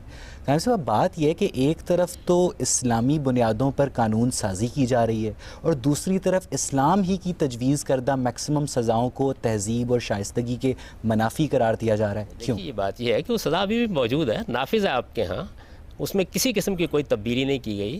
مجھے اس پر 10 اعتراضات ہیں. وہ جس طریقے سے آرڈیننس نافذ کیے گئے، پہلے نافذ کیے گئے اور بعد میں نافذ کیے گئے، سب کے سب اسلامی شریعت کے بالکل خلاف ہیں. وہ ایک الگ بحث ہے، لیکن اس طرح کی کوئی بات کیسے لکھی جا سکتی ہے؟ قانون ابھی بھی نافذ ہے آپ کے. وہی حقوق نسواں بل کو اسلامی شریعت سے متصادم سمجھتے ہیں. میں نے تو اس پر اس زمانے میں تنقید کی تھی اور ایک ایک کر کے یہ بتایا تھا کہ اس کے اندر کیا چیزیں علم و عقل کے خلاف ہیں، کیا چیزیں شریعت کے خلاف ہیں. آپ کا حقوق نسواں بل عورتوں کی شہادت کے معاملے میں تفریق کا قائل ہے. میں نے تو اس پر شدید تنقید کی تھی. بلکہ دلچسپ بات یہ ہے کہ آپ کے معاشرے کی وہ خواتین جو بڑی ایکٹیوسٹ ہیں انہوں نے اس تفریق کی حمایت کی. میں سخت اس سے اختلاف کر رہا تھا، ٹیلی ویژن پر کر رہا تھا، مباحثوں میں کر رہا تھا، شدید تنقید کر رہا تھا اس کے اوپر. اس کے باوجود سوسائٹی کے دباؤ کے تحت باقی رکھا گیا اس کو. میں تو یہ کہہ رہا تھا کہ عورت اور مرد کی شہادت پہ قرآن کوئی فرق نہیں کرتا جرائم کے معاملے میں. میں نے اس کے دلائل دیے، اس پہ لکھا، لیکن وہ نہیں مانا گیا. صاحب مسئلہ یہ ہے کہ آپ نے اپنی کتاب میزان میں ایک جگہ لکھا ہے کہ جو انسانی فطرت ہے وہ ممنوعہ جانور کھانے کے خلاف ہے، اسی لیے یہ حرام قرار دیے گئے. نام صاحب دوسری طرف کوریا، چائنا، جاپان کے لوگ سانپ، بچھو، بندر، کتے مزے سے کھا جاتے ہیں. تو نام صاحب ان کی انسانی فطرت ہماری انسانی فطرت سے مختلف ہے؟ ایسا نہیں ہوتا. دیکھیے انسانی فطرت جبلت نہیں ہوتی. فطرت کا مطلب یہ ہے کہ چند بنیادی اصول ہیں جن کے اوپر انسان کچھ فیصلے کر رہے ہیں. یہ مسخ بھی ہو جاتی ہے، عادات میں تبدیلی بھی آ جاتی ہے. انبیاء علیہم السلام کا سلسلہ اسی لیے جاری کیا گیا کہ انسانی فطرت میں جہاں انحراف پیدا ہو ان کو متنبع کر دیا جائے. آپ یہ دیکھیں کہ مسیحی قوم نے پوری شریعت کو چھوڑ دیا. سینٹ پال کے زمانے میں فیصلہ کر لیا انہوں نے کہ تورات کی شریعت صرف بنی اسرائیل کے لیے، ہم اس کی پیروی نہیں کریں گے. اس کے بعد کیا مغربی معاشرے میں آپ نے دیکھا کہ اس طرح کے جانور کھائے جانے لگ گئے؟ ایسا نہیں ہوا. تو بعض جگہوں کے اوپر یہ انحرافات ان کے مخصوص تمدنی تقاضوں کے تحت ہوئے ہیں. ان کو دور کرنے کے لیے انبیاء علیہم السلام کی تعلیم موجود ہے. جب وہ اس کو قبول کریں گے تو آپ سے آپ فطرت کے صحیح راستے پر آ جائیں گے. اعلان کر رہے ہیں کہ ساؤتھ ایسٹ ایشیا میں میجورٹی آف دا پیپل کی جو فطرت ہے وہ مسخ ہو چکی ہے. بہت سے معاملات میں بالکل ٹھیک ہے. دیکھیے بہت سے اخلاقی معاملات ہیں جن کے معاملے میں آپ آج لوگوں کے ساتھ بحث کریں، گفتگو کریں تو آپ کے ساتھ اتفاق کریں گے. اور ایسے معاملات بھی ہیں کہ جن کے اندر انسانی فطرت بعض وقت غلط راستے پر چل پڑتی ہے. فطرت بیک وقت مسخ اور ٹھیک کیسے ہو سکتی ہے؟ یعنی لین دین کے معاملات وہ صحیح کر رہے ہیں، انسان کو ارادہ کے معاملات وہ صحیح کر رہے ہیں، وہ بھی غلط ہو رہے ہیں، معاملات وہ غلط کر رہے ہیں. دیکھیے بات یہ بحثیت مجموعی آپ تبصرہ کرتے ہیں نا وہاں سارے لوگ کتے کھانے کے لیے بیٹھے ہوئے ہوتے ہیں اور نہ سارے کے سارے لوگ کم تولنے کے لیے بیٹھے ہوئے ہوتے ہیں. کہیں انحرافات ہو رہے ہوتے ہیں. ان انحرافات کو انحرافات ہی میں رکھ کے دیکھنا چاہیے. اور انبیاء علیہم السلام کی بعثت کا مقصد یہی ہے کہ انسان کے کھانے پینے کو پاکیزہ بنائیں، اس کے بدن کو پاکیزہ بنائیں. میں آپ کو ایسے بہت سے مذہبی گروہ بتاتا ہوں جن میں ہزاروں کی تعداد میں لوگ شامل ہیں. وہ نہانے کو ناجائز سمجھتے ہیں، مٹی مل کر بیٹھے ہوں گے، دونی رما کے بیٹھے ہوں گے، خاک سر پر ڈال کے بیٹھے ہوئے ہوں گے. یعنی ان کے اندر جو بنیادی انسانی نظافت کے احساسات ہیں وہ ختم ہو جاتے ہیں. تو کیا اس کے بعد یہ مان لیا جائے گا کہ نہانا بیوقوفی؟ ایسا اگر آپ کو ایک چائنیز اسکالر یہ کہے کہ آپ کا جو فطرت کا کانسیپٹ ہے وہ اس کے نزدیک مسخ ہے اور اس کی فطرت کا جو کانسیپٹ ہے وہ آپ کے نزدیک مسخ ہے، تو ایک تھرڈ پارٹی آبزرور کس طرح تصفیہ کرے گی؟ اس پر بحث کرنے کی ضرورت کیا ہے؟ میں پہلے اس کو پیغمبر کی تعلیم پیش کروں گا، پہلے اس کو یہ بتاؤں گا کہ خدا کو ماننا کیوں ضروری ہے، میں اس کو یہ بتاؤں گا کہ پیغمبروں کا سلسلہ کیوں ضروری ہے۔ جب وہ ان سارے مراحل سے گزر کر پیغمبروں کی تعلیمات کی حقانیت کو جان لے گا، اس کے بعد اگلے مراحل طے ہو جائیں گے۔ یہ تو کوئی کسی آدمی کو بات بتانے کا طریقہ نہیں ہے کہ آپ وہاں سے بات کرنا شروع کر دیں جہاں بھی وہ پہنچا ہی نہیں، تو اس وجہ سے ایک ترتیب کے ساتھ بات اس کے سامنے رکھی جائے گی۔ ٹھیک، ہاں میں صاحب کا میرا سوال ہے عورت کی گواہی پہ کہ آپ نے کہا عورت اور مرد برابر ہوتے ہیں، لیکن جب عورت کی گواہی شریعت لاء میں آتی ہے تو وہ آدھی ہوتی ہے، یہ کیوں ہے؟ جبکہ ہماری جو احادیث ہیں وہ زیادہ تر حضرت عائشہ نے بتائی ہیں جو ایک عورت ہیں اور ان کو ہم پوری طرح مانتے ہیں، تو یہ کیوں ہے؟ یہ قانون قرآن کے خلاف بنا ہوا ہے، قرآن میں ایسی کوئی بات نہیں ہے۔ گواہی مجرموں کے لیے جو لی جاتی ہے اس کا فیصلہ میں یا آپ نہیں کرتے، اس کا فیصلہ حالات کرتے ہیں۔ یہ جگہ ڈاکہ پڑا ہے، چوری ہوئی ہے، وہاں کون گواہ ہوگا؟ یہ کوئی مجرم کو نہیں کہا جا سکتا کہ آپ اگر ڈاکہ ڈالنے کے لیے آئیں تو آپ ایک مرد اور 2 عورتوں کو لے کے آئیے گا۔ اس طرح کے موقعوں کے اوپر سرکمسٹانشل ایویڈنس ہوتا ہے۔ انگلیاں آج تو گواہی دے رہی ہیں، کیمرہ گواہی دے رہا ہے اور بے شمار چیزیں ہیں، تو اسلام نے ایسی کوئی پابندی نہیں لگائی۔ عدالت سے بھی کوئی تعلق نہیں ہے اس بات کا کہ وہاں کیا گواہ مانا جائے گا کیا نہیں مانا جائے گا۔ قاضی کا کام ہے کہ وہ یہ فیصلہ کرے۔ ہو سکتا ہے کسی معاملے میں بچے کی گواہی قبول کر لے، ہو سکتا ہے کسی معاملے میں 10 مردوں کی گواہی کو رد کر دے، اس پر کوئی پابندی نہیں ہے۔ وہ قرآن میں جو آیت ہے اس کا بالکل موقع و محل دوسرا ہے۔ اس میں لین دین کرنے والوں کو یہ کہا گیا ہے کہ تم اگر کوئی لین دین کی دستاویز لکھ رہے ہو، کوئی قرض لیا آپ نے، کوئی مکان خریدا ہے، تو اس میں مردوں کو گواہ بناؤ تاکہ گھر در کی عورتیں کل عدالت میں جا کر مسئلے کو خراب نہ کریں۔ اس کا کوئی تعلق سرے سے لا آف ایویڈنس سے ہے ہی نہیں، عدالت سے بھی نہیں۔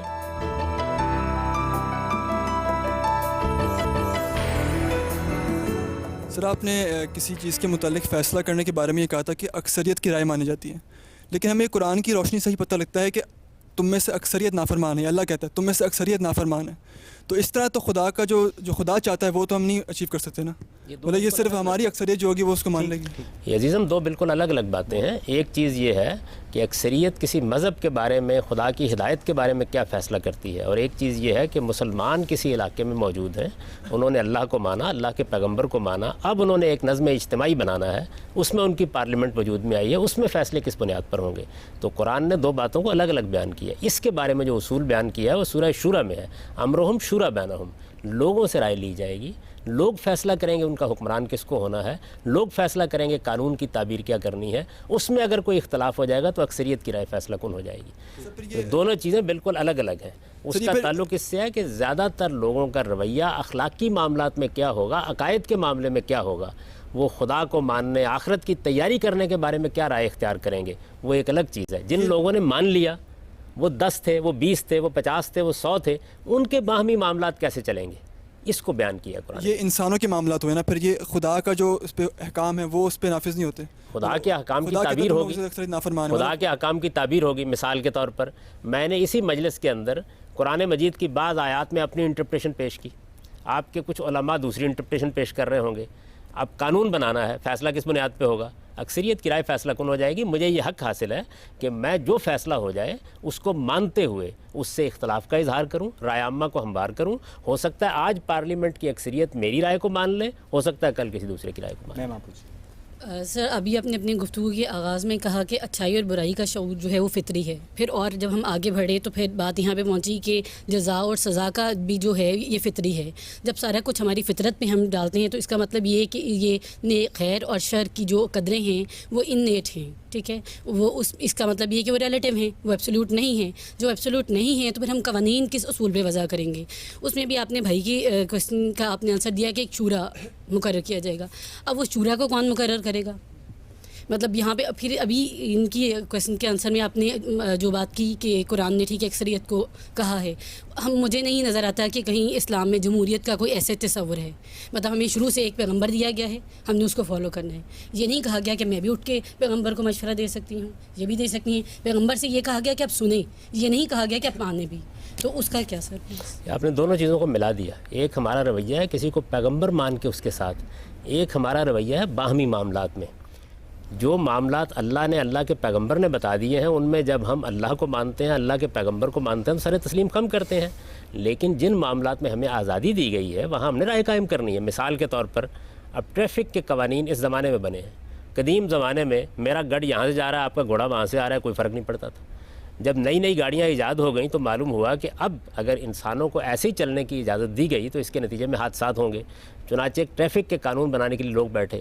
ایک آدمی کہتا ہے کہ جی ٹریفک کے فلاں اشارے کا یہ مطلب ہونا چاہیے, دوسرا کہتا ہے یہ مطلب ہونا چاہیے, تیسرا کہتا ہے کہ سرخ اشارے پر رکنا چاہیے, چوتھا کہتا ہے پیلے پر رکنا چاہیے. فیصلہ کیسے کیا جائے؟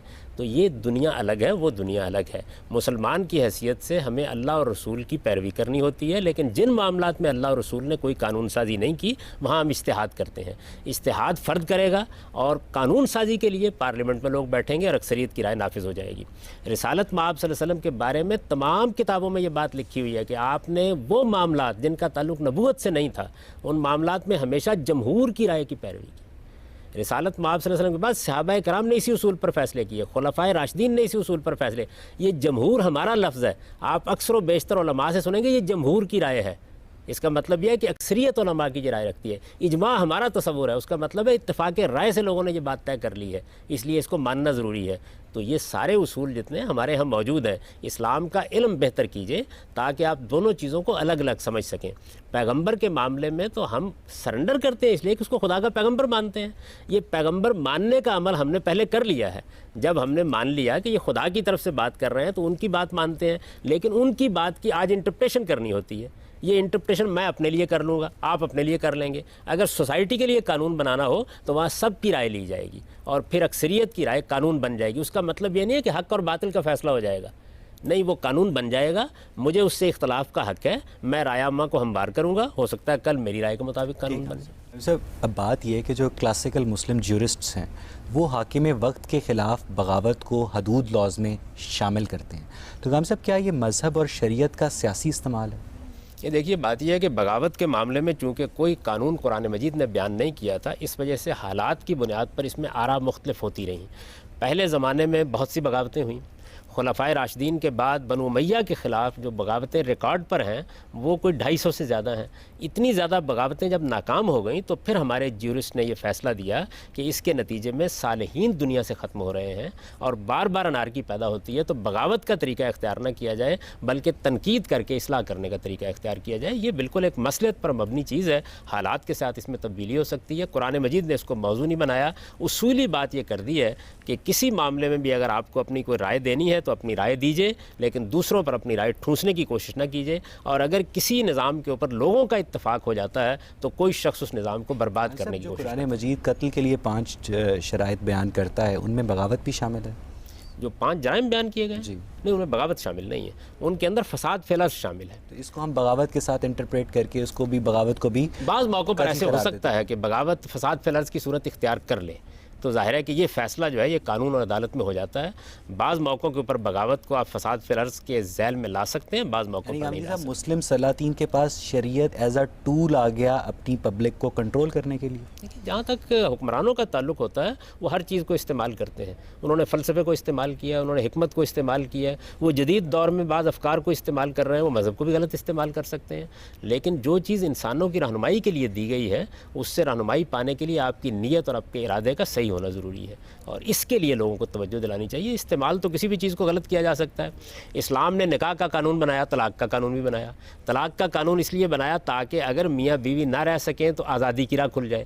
قانون تو بڑا حکیمانہ ہے. ایک آدمی صبح شادی کرے, شام کو ایک عورت کو طلاق دے دے, اس کے بعد اگلے دن ایک عورت سے شادی کر لے اور روز یہی کام کرتا چلا جائے, تو یہ شریعت کا منشا ہوگا.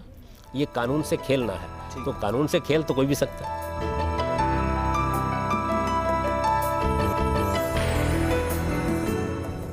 غامدی صاحب, جو رجم کے متعلق آپ نے سورۃ مائدہ کی آیت کا ذکر کیا, دراصل وہ آیت رجم کی آیت نہیں ہے. قرآنک لٹریچر میں ہمیں رجم کی آیت کا ذکر ملتا ہے جو کہ ناسخہ او ننسیہ کی ڈیفینیشن میں داخل ہے, جو بھلا دی گئی تھی, اور یہ بخاری میں کتاب المحاربین اور باب رجم میں اس کا ذکر ہے. حضرت عمر نے فرمایا کہ اس کتاب اللہ میں رجم کے حکم کی بھی آیت تھی جسے ہم نے پڑھا, یاد کیا اور اس پر عمل بھی کیا. حضور کے زمانے میں بھی رجم اور ہم نے بھی کیا, لیکن مجھے ڈر ہے کہ کچھ زمانہ گزرنے کے بعد کوئی یہ نہ کہے کہ ہم رجم کو کتاب اللہ میں نہیں پاتے. یہ آیت دراصل بھلا دی گئی تھی. اب سوال یہ ہے کہ جس آیت کو بلا دیا گیا اس کا حکم کیسے باقی رہا؟ آپ یہ بات غلط کہہ رہے ہیں کہ جو زنا بالجبر ہے اس کی سزا رجم ہے. جتنی بھی سزائیں نبی کے دور میں رجم کی دی گئی ہیں وہ زنا بالرضا پہ دی گئی ہیں. کوئی تفسیر پڑھیں، جتنے واقعات بیان کیے گئے ہیں رجم کے وہ سارے کے سارے زنا بالرضا ہیں. پر تفصیلی بحثیں کی ہیں. میری کتاب برہان میں ان میں سے ایک ایک روایت پر تبصرہ کیا گیا ہے. میں ایک سادہ سا سوال پوچھتا ہوں، ماعز کے رجم کا واقعہ ہوا، جس عورت سے بدکاری کی گئی تھی اسے کیا سزا دی گئی؟ آپ اس کا نام جانتے ہیں؟ کیا آپ کا قانون یہ ہے کہ زنا بالرضا ہو جائے تو صرف مرد کو سزا دی جاتی ہے؟ لیکن اس نے تو خود کنفیس کیا تھا نا. میں نے اس کے اوپر بحث کر کے بتایا ہے کہ وہ کس طرح پکڑا ہوا آیا تھا، ان روایات کو بیان کیا ہے. صرف یہی مجھے بتا دیجئے کہ وہ عورت کہاں تھی. اس عورت کا نام مہیرہ تھا. رسالت باب صلی اللہ علیہ وسلم نے اس کو بلایا، اس کے سر پر ہاتھ رکھا اور شفقت کے ساتھ اس کو واپس بھیج دیا، اس لیے کہ زنا بالجبر کا واقعہ تھا.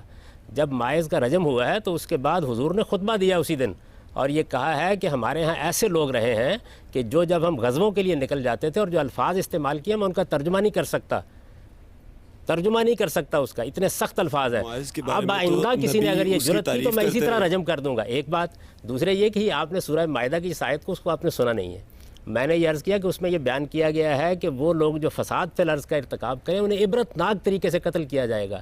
عبرت ناک طریقے سے قتل کی ایک صورت رجم بھی ہے، یہ بھی اختیار کر لی جائے گی. کوئی دوسری صورت بھی اختیار کی جا سکتی ہے.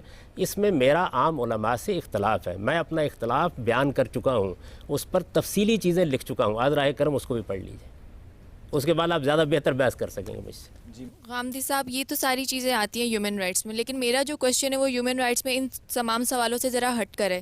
میں کہنا چاہتی ہوں کہ آج کے دور میں کہ ایک شادی کے علاوہ اور شادیاں کرنا جو ہے اس کو ایک سنگین جرم قرار دیا جاتا ہے اور کہا جاتا ہے کہ بیوی اور بچوں کے پورے حقوق ادا نہیں ہوں گے.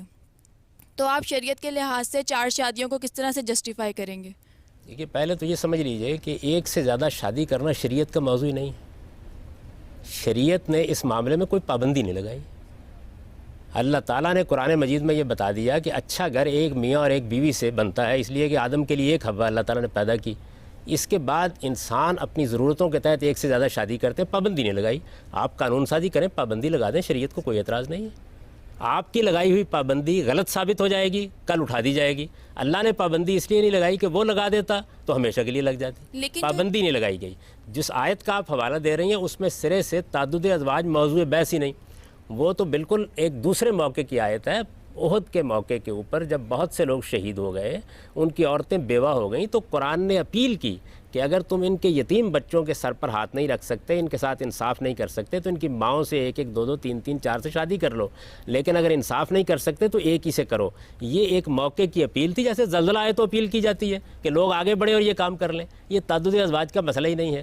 قرآن نے اس کو موضوع نہیں بنایا، شریعت نے اس کو موضوع نہیں بنایا، پابندی نہیں لگائی. شریعت نے بہت سی چیزوں پر پابندی نہیں لگائی. بائیں ہاتھ ٹریفک کے جانے پر بھی پابندی نہیں لگائی. آپ قانون سازی کریں، بسم اللہ قانون بنا لیں. اس وقت پاکستان میں جو قانون بنایا گیا ہے اس میں بعض چیزوں کا پابند کر دیا گیا ہے. مثلا اجازت لینی ہوگی، مثال کے طور پر عدالت کو مطمئن کرنا ہوگا. اس پہ اسلام کو کوئی اعتراض نہیں ہے. دیکھیے، یہ سمجھ لیجئے کہ کچھ چیزیں ایسی ہیں جس پر اللہ پابندی لگا دیتے ہیں، اور کچھ چیزیں ایسی ہیں کہ ان کو وہ چھوڑ دیتے ہیں. وہاں آپ حالات کے لحاظ سے قانون سازی کر لیں. تو یہ قانون سازی آپ کر سکتے ہیں، اس میں کوئی بات بتائیے کہ جو شریعت وقتی حکم کو ایک ازلی کتاب میں کیوں شامل کرتی ہے جس سے مغالطے کا احتمال رہتا ہے؟ کوئی مغالطے کا احتمال نہیں ہوتا اگر آپ کتاب کو تدبر کے ساتھ پڑھیں. ایک کتاب ایک معاشرے میں نازل ہوئی، اس معاشرے کی اصلاح کر کے اسے ایک مثالی معاشرہ بنانا تھا. دونوں طرح کی چیزیں ضروری تھیں. ابدی حکم دینا بھی ضروری تھا اور اس معاشرے کے لیے قانون سازی بھی ضروری تھی. اگر اس معاشرے کو نظر انداز کر دیا جاتا تو وہ کتاب آپ تک کیسے پہنچتی اور اس کی ہدایت آپ تک کیسے پہنچتی؟ ایک وہ احکام تھے جو اس سوسائٹی کو سامنے رکھ کر اس وقت کی صورتحال کے لحاظ سے احکام تو سیپریٹلی بھی امپلیمنٹ کیے جا سکتے تھے. ان کو ایک ازلی کتاب میں شامل کیے بغیر بھی اس معاشرے کی اصلاح کی جا سکتی. اس سے عظیم حکمت سامنے آئی. اس سے معلوم ہوا کہ اگر دوبارہ کسی معاشرے کے اندر آپ خدا کے دین کو نافذ کریں گے تو کس ترتیب سے نافذ کریں گے، کن چیزوں کا خیال رکھیں گے. وہ حکمت ہم تک منتقل کیسے ہوتی؟ وہ پوری کی پوری تاریخ محفوظ کر دی گئی کہ اس میں ان چیزوں کا لحاظ رکھا گیا ہے. سوسائٹی کے اندر یہ چیزیں روبہ عمل کی گئیں. چنانچہ آپ دیکھیے، میں نے آپ کو بتایا ہے کہ روزے کے معاملے میں پہلے جو رعایت دی گئی وہ بھی قرآن میں نقل ہوئی ہے، اور اس کے فوراً بعد نیچے بتا دیا گیا کہ اب یہ رعایت ختم کر دی گئی ہے. اس سے در حقیقت تشریع کی، شریعت کی اور شریعت کے نفاذ کی حکمت قرآن نے واضح کر دی. صاحب، ان حکمتوں کو امپلیمنٹ کر کے کیوں مسلمان ایک مثالی معاشرہ نہیں کریٹ کر پائے؟ مسلمانوں نے 1000 سال تک دنیا پر حکومت کی، ایک معاشرہ بنایا، اس کے بعد زوال. تو صرف اور صرف ملوکیت کی حکومت تھی، اس میں اسلام کا دور دور تک کوئی تعلق نہیں. آپ معاشرے کو صرف سیاست کے حوالے سے کیوں دیکھتے ہیں؟ اگر کسی معاشرے کے اندر حکومت کی سطح پر خرابی پیدا ہو گئی ہے تو کیا معاشرہ سارا کا سارا ختم ہو گیا؟ میں آج آپ سے پوچھتا ہوں کتنے لوگ ہیں، کروڑوں کی تعداد میں ہیں، جو خلوت میں بیٹھے ہوتے ہیں، جن کو کوئی دیکھنے والا نہیں ہوتا، وہ اس لیے بدکاری نہیں کرتے کہ ان کا خدا دیکھ رہا ہوتا ہے، اس لیے شراب نہیں پیتے کہ ان کا خدا دیکھ رہا ہوتا ہے. تو خدا کی بادشاہی قائم ہے، آپ اس کو صرف سیاست کے حوالے سے کیوں دیکھتے ہیں؟ یہ انتہائی سزاؤں کو جو دیا جاتا ہے وہ عبرت کا نشان بنانے کے لیے مجرم کو دیا جاتا ہے. کیا اس میں اس بات کا امکان موجود نہیں ہے کہ مجرم جو ہے وہ مظلوم بن جائے عبرت کا نشان بننے کی بجائے؟ جیسے جس نے ایک دفعہ چوری کی اس کا ہاتھ کاٹ دیا گیا، ایک دفعہ کے ایکٹ کے اگینسٹ اس کا ہمیشہ کے لیے اس کو ایک آرگن سے محروم کر دیا گیا، تو وہ تو مظلوم بن جائے گا بجائے اس کے کہ وہ عبرت کا نشان بنے. ہمارے معاشرے میں یہ سزا نافذ رہی ہے، اس وقت بھی عرب میں نافذ ہے، کوئی مظلوم نہیں بنا، بلکہ جرائم رکے ہیں، لوگوں کے لیے جرائم کے بارے میں حوصلہ شکنی ہوئی ہے. تو اس وجہ سے انتہائی سزائیں اگر اسلام کے اصول پر دی جائیں تو وہ جرائم کو ڈسکریج کرنے، ان کی حوصلہ شکنی کا باعث بنتی ہیں. اصلاح کرنے کے لیے البتہ آپ کو طریقے اختیار کرنے پڑتے ہیں. بات یہ ہے کہ یہ تو کسی بھی سزا کے بارے میں آپ کہہ سکتے ہیں کہ وہ یہ نتائج پیدا کر سکتی ہے. جیل میں آپ ڈال دیتے ہیں ایک آدمی کو 10 سال کے لیے، بچوں کو باپ سے محروم کر دیتے ہیں، اس کی بیوی کو اس کے شوہر سے محروم کر دیتے ہیں، جو اس سے سماجی اور سیاسی اور نفسیاتی مسائل پیدا ہوتے ہیں ان کی کوئی قدر و قیمت آپ کے نزدیک نہیں ہوتی. وہ وہاں پر پان کے ایک پتے کو ترستا ہے، ایک سگریٹ کے کش کو ترستا ہے، ایک پانی کے گلاس کے لیے دوسروں کا محتاج ہوتا ہے. اس کی نفسیات کو آپ کچوکے دے دے کر مارتے ہیں، اس پر کسی کو کوئی خیال پیدا نہیں ہوتا. تو سزا جب دی جائے گی تو بہرحال کچھ سزا تو ہوگی، یا تو سزا و جزا کا تصور ہی ختم کر دیجیے. لیکن سر اس صورت میں جو ہم طریقہ کار اختیار کر رہے ہیں اس کا سورس الہامی نہیں ہے. اس شدید سزا جو ہے اس کا سورس الہامی ہے، تو اس میں سکم نہیں ہونا چاہیے کوئی؟ اس میں کوئی سکم نہیں ہے. اس میں صرف معاشرے کو یہ پیغام دے دیا گیا ہے کہ چوری ایک بدترین جرم ہے، اور یہ بات یاد رکھو کہ انسان کی جان اور مال اور آبرو کو حرمت حاصل ہے. اگر اس حرمت کو توڑو گے اور تمہارے پاس کوئی عذر نہیں ہوگا اس کو توڑنے کا تو تم عبرتناک سزا حاصل کر لو گے. اور پھر اسلام کی سزاؤں کو آخرت کے ساتھ ملا کے سمجھیے. آپ کے نزدیک زندگی یہاں ختم ہو جاتی ہے، وہاں زندگی شروع ہوتی ہے موت کے بعد. اس وجہ سے اگر یہاں کسی کے ساتھ کوئی زیادتی بھی قانون نے کر دی ہے تو اللہ اس کو آگے کمپنسیٹ کر دے گا. اس لیے وہاں تو زندگی پورے کے پورے سپین پر پھیلی ہوئی ہے، آپ کے نزدیک موت پر ختم ہو رہی ہے.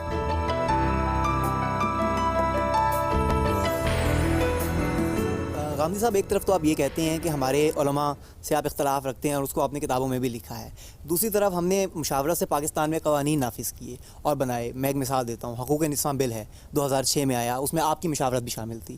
ایک طرف آپ قید کی سزا کے خلاف تھے لیکن آپ نے وہاں کوڑوں کی سزا کو ہٹا کر قید کی سزا تجویز کی، تو آپ اس کنٹراڈکشن کی وضاحت کریں گے؟ میں نے ایسی کوئی سزا تجویز نہیں کی، میری کوئی مشاورت بھی شامل نہیں تھی. میں نے جو میری آراء تھیں وہ ساری پبلک کے سامنے دیں، ٹیلی ویژن پر بیٹھ کر ان کو بیان کیا. ان میں سے کوئی چیز بھی نہیں مانی گئی. مجھے اپنی بات کہنے کا حق حاصل ہے، میں منوانے کے لیے تو نہیں بیٹھا ہوا.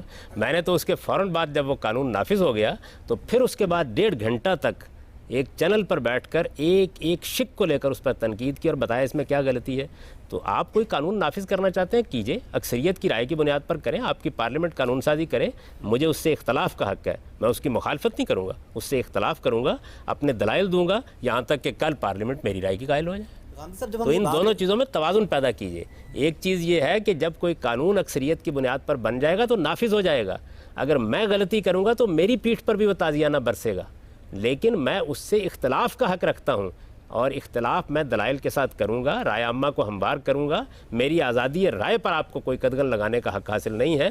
کل لوگ ہو سکتا ہے میری بات کو مان لیں اور اس کی بنیاد پر قانون سازی ہو جائے. اگر قوانین کو صرف علماء بیٹھ کر ہی بنا سکتے تھے تو ان قوانین کو اسلامی قوانین کہنے کی کیا ضرورت ہے؟ یعنی کہ وہ قوانین کے جو مسلمانوں کی تھنکنگ میں آ جائیں، جو مسلمانوں کی اجتہاد میں آ جائیں، جو ان کی حسن تعبیر میں آ جائیں، وہ اسلامی قوانین ہو گئے، اور وہ جو ان کے مشاہدے میں نہ آئیں وہ اسلامی قوانین نہیں ہوئے. اس میں پھر الہام کی کیا حیثیت ہے اور انسانوں کی جو تھنکنگ ہے اس کی کیا حیثیت ہے؟ نہیں، دیکھیے بات یہ ہے کہ الہام تو اصل میں ہمارا ماخذ ہے. ہم قرآن کو دیکھیں گے، اس کی بنیاد پر آپ کو بھی حق حاصل ہے کہ آپ اسے سمجھیں، مجھے بھی حق حاصل ہے. ہم اپنے فہم کو بیان کریں گے، پھر اس کے بعد فیصلہ کرنا ہے. اختلاف ہو گیا، اگر اختلاف نہیں ہوا تو بہت اچھی بات ہے، وہ قانون بن جائے گا. اگر اختلاف ہو گیا تو اکثریت کی رائے فیصلہ کون ہوگا؟ کیا آپ مان جائیں گے اسے؟ اگر میجورٹی الہام سے اختلاف کرتی ہے تو کیا آپ اسے تسلیم کر لیں گے؟ دیکھیے بات یہ، قانون تو وہ بن جائے گا. اس وقت بھی جس معاملے میں اکثریت نے قانون بنا، الہام کی حیثیت کیا ہے؟ میں اپنے الہام کے اوپر میں اپنا پورا ایمان رکھتا ہوں اور پوری قوت کے ساتھ شہادت دوں گا، لیکن قانون بنا تو میرا کام نہیں ہے، وہ تو اکثریت کا کام ہے. آپ اصل میں دو باتوں کو خلط مت کر رہے ہیں. دیکھیے اس الہام کی تعبیر ایک کی پارلیمنٹ میں قانون بنا دیا، مجھے وہ قابل قبول نہیں ہے. میں اپنے پیغمبر کی بات کو اور طرح سمجھتا ہوں. تو میں اپنی بات کہوں گا، دلائل کے ساتھ اس کو بیان کروں. امپلیمنٹ ہونے دیں گے یا امپلیمنٹ نہیں کریں گے اپنے اوپر؟ مجھے کیا حق حاصل ہے کہ میں اکثریت کے مقابلے میں کھڑا ہو جاؤں؟ میرا کام تنقید کرنا ہے، نافذ تو ان کا قانون ہو جائے گا. دیکھیے نفاذ سے کوئی چیز حق و باطل کا فیصلہ نہیں ہوتا. نفاذ تو اکثریت کی رائے کا ہو جائے گا. میرے نزدیک غلط قانون بن گیا، جیسے میں نے عرض کیا نا کہ یہ جو آپ اس قانون کا حوالہ دے رہے ہیں یہ پارلیمنٹ نے بنایا، پارلیمنٹ میں یہ قانون پاس ہوا. میرے نزدیک وہ قانون غلط تھا. قانون نافذ ہے، جب کبھی عدالت میں مقدمہ چلے گا میرے خلاف چلے گا تب بھی وہ قانون مجھ پر بھی نافذ ہو جائے گا خدا نخواستہ. لیکن میں اس پر تنقید کا حق رکھتا ہوں. وہ تنقید میں نے اس وقت بھی کی، میں آج بھی کر رہا ہوں، میں کل بھی کروں گا. اور مجھے اگر جان دینی پڑی اس تنقید کے لیے تو میں جان دے دوں گا، اس لیے کہ مجھے میرے پیغمبر نے یہ بتایا ہے کہ ایک جابر سلطان کے سامنے کلمہ حق کہتے ہوئے آپ جان بھی دیتے ہیں. تو میرا کام تنقید کرنا ہے، نہ کہ انارکی پیدا کرنا ہے. یعنی آپ میری پیٹھ پر کوڑا برسائیے لیکن مجھے تختہ دار پر بھی کہنے کا حق دیجیے کہ آپ کا قانون غلط ہے، اور یہ میں کہوں گا. غامدی صاحب بات یہ ہے کہ جو حدود لاز اور وومن پروٹیکشن بل میں جو شرعی قوانین ہے وہ نہ صرف ریاست کے مسلم شہریوں پہ ان کا نفاذ ہوتا ہے بلکہ ریاست کے غیر مسلم شہریوں پر بھی ان کا نفاذ ہوتا ہے. تو کیا آپ کے خیال میں یہ درست ہے؟ یہ بات یہ جی غیر مسلم شہریوں کو حق حاصل ہے کہ وہ کسی قانون سے جو مذہبی قانون ہو استثناء کا مطالبہ کریں. میرے نزدیک وہ کیوں مطالبہ کریں؟ کیا ان لوگوں کو نہیں چاہیے کہ وہ اپنی شریعت کا جو غیر مسلموں پہ اطلاق کریں ہی نہ؟ جب پارلیمنٹ میں قانون زیر بحث ہوتا ہے وہاں غیر مسلم بھی ہوتے ہیں، اقلیتوں کے نمائندے بھی ہوتے ہیں، ان کو حق حاصل ہے وہاں اپنے سیاسی مفادات ہوتے ہیں. دیکھیے بات یہ ہے کہ پارلیمنٹ میں ہر ایک کے سیاسی مفادات ہوتے ہیں. یعنی سیاسی مفادات سے بالا تر کوئی پارلیمنٹ تو آج تک وجود نہیں آ سکتا. عوام تو آپ جانتے ہیں کہ ہم آپ ہیں، اور ہمارا کام یہی ہے کہ ہم آواز بلند کرتے رہیں، صحیح بات کہتے رہیں. دیکھیے ہمارا کام کیا ہے؟ ہمارا کام یہ ہے کہ جس چیز کو ہم غلط سمجھیں اس کو غلط کہیں، صحیح بات لوگوں کو بتائیں، اور خواہ ہم پر کتنا ہی ظلم کیوں نہ کیا جائے استقامت کے ساتھ صحیح بات. شرعی قوانین کا غیر مسلموں پہ اطلاق آپ کے خیال میں کیا جانا چاہیے؟ اگر غیر مسلم آمادہ ہوں تو الحمدللہ. کون سا غیر مسلم آمادہ ہوگا کہ ایک دوسری شریعت کا قانون آپ مجھ پر لاگو کر دیں؟ میں آپ سے یہ عرض کروں کہ بارہا میری خود غیر مسلم زعماء سے بات ہوئی ہے. وہ یہ کہتے ہیں کہ جن چیزوں سے آپ نے مثلا شراب سے آپ نے استثناء دیا ہوا، سخت احتجاج کرتے ہیں اس پر. وہ یہ کہتے ہیں کہ ہمارے ہاں بھی ایک ممنوع چیز ہے، یہ آپ کیا بات کر رہے ہیں؟ اس وجہ سے اس پر مشاورت ہوگی. میں نے تو ایک اصول کی بات بیان کر دی کہ اگر ساری اقلیتیں ایک قانون کے سامنے سرنگو ہونے کے لیے تیار ہیں، ہو سکتا ہے کہ بحث ہو، گفتگو ہو، اور اس کے بعد وہ ایک قانون کی حکمت کو مان لیں. قانون تو حکیمانہ ہوتا ہے، قانون کی حکمت کو مان لیں، ان پر بھی نافذ ہو جائے گا. وہ کہتے ہیں جی ایک مذہبی قانون ہے، ہم نہیں چاہتے ہم پر نافذ ہو، تو ٹھیک ہے ہم ان کو استثناء دے دیں گے. چنانچہ خلفائے راشدین کے زمانے میں ان کو استثناء حاصل رہا، بنو امیہ کے زمانے میں رہا، بنو عباس کے زمانے میں رہا. آپ جانتے ہیں ہمارے عربی ادب میں شرب الیہود کی اصطلاح استعمال ہوتی ہے، اس لیے کہ یہودی بستیوں میں شراب پینے اور شراب بنانے کی آزادی دی ہوئی تھی. تو ہم نے تو آخری درجے میں ان حقوق کا تحفظ کیا ہے. لیکن آپ غیر مسلموں سے بات کریں گے نا، اگر ان کو آپ کے قانون پر کوئی اعتراض ہے تو تب ان کو اکاموڈیٹ کریں گے، اگر اعتراض نہیں ہے تو آپ کو کیوں اعتراض ہے؟ ہم صاحب یہ بتائیے کہ اگر جو مغربی قوانین ہیں ان کی بنیاد انسانی دانش اور جو اسلامی قوانین ہیں ان کی بنیاد الہامی دانش ہے، تو پھر غامدی صاحب مذہب ایک متغیر انسانی سماج کو ایک غیر متغیر شریعت کے ذریعے کس طرح رہنمائی فراہم کرتا ہے؟ اور دوسری بات یہ ہے کہ آپ مذہب کے ہر پہلو کو مسلمانوں اور غیر مسلمانوں کی زندگی میں بیک وقت کس طرح امپلیمنٹ کر سکتے ہیں؟ یہ جو آپ نے فرمایا نا کہ مغربی قوانین کی بنیاد انسانی دانش، مجھ کو تو کوئی دانش کبھی نظر نہیں آئی. اس کی وجہ یہ ہے کہ جتنے قوانین بھی بنائے گئے ہیں الل ٹپ ہیں بالکل. آپ چوری کی سزا مقرر کرتے ہیں، اس کی بنیاد بتا دیں مجھے. آپ بدکاری کی سزا مقرر کرتے ہیں، اس کی سزا بنیاد بتا دیں مجھے. کوئی عقلی بنیاد موجود نہیں ہے، الل ٹپ ہیں بالکل. یعنی آپ کیا کرتے ہیں؟ آپ اپنے تجربات کی بنیاد پر بدلتے رہتے ہیں. کبھی 3 سال کر دیتے ہیں، کبھی 4 سال کر دیتے ہیں، کبھی 5 سال. مغربی معاشرے میں بھی قانون کے ارتقاء کی ایک تاریخ ہے. تو ظاہر ہے کہ یہ جو معاملہ ہے اس میں انسانی دانش اور اس کا کوئی تقابل نہیں ہے. اللہ تعالیٰ نے ہماری ہدایت اور رہنمائی ان معاملات میں فرمائی ہے جن میں عقل انسانی کے پاس فیصلہ کرنے کی کوئی بنیاد موجود نہیں. یورپ میں پھر جرائم کی شرح اسلامی ممالک سے کم کیوں ہے؟ جرائم کا تعلق اصل میں سزاؤں سے نہیں ہوتا. میں بار بار یہ عرض کر چکا ہوں، جرائم کا تعلق معاشی حالات سے ہے، سماجی حالات سے ہے، تعلیمی معاملات کیسے ہیں، سوسائٹی کے اندر لوگوں کو رزق ملتا ہے یا نہیں ملتا، کوئی ویلفیئر اسٹیٹ ہے تو اس کی نوعیت کیا ہے، آپ نے لوگوں کی تعلیم تربیت کا عمومی اہتمام کیا کر رکھا ہوا ہے، ٹریڈیشنز آپ کی کیا ہیں، اس کا تعلق اس سے ہے. یہ 2 باتوں کو آپ الگ الگ رکھیے. یہی مغربی معاشرہ ہے جس کو آپ آج دیکھ رہے ہیں یہی معاشرہ اس سے پہلے بھی موجود تھا اور صدیوں تک موجود رہا، اس کی بھی ایک تاریخ ہے، اس کو بھی ازراہ کرم پڑھ لیجئے. تو انسانی دانش بھی ارتقا پذیر رہتی ہے. اور الہامی دانش کا کام کیا ہے؟ الہامی دانش کا کام یہ ہے کہ وہ انسانی دانش کی رہنمائی کرتی ہے. کن معاملات میں کرتی ہے؟ ان معاملات میں کرتی ہے جس میں انسان کے لیے فیصلہ کرنا ممکن نہیں ہوگا. آپ نے آگے جو بات کہی ہے وہ یہ ہے کہ اگر کسی معاشرے کے اندر مسلمان ہیں، غیر مسلم ہیں، ہم ان کو اسلام کی دعوت دیتے ہیں اور اپنی بات دلائل کے ساتھ بیان کرتے ہیں، وہ اس کو شرع صدر سے قبول کر لیتے ہیں، اچھی بات ہے. وہ اس کو قبول نہیں کرتے تو ہم کسی چیز کو ان پر ٹھونسنے کے لیے تیار نہیں ہیں.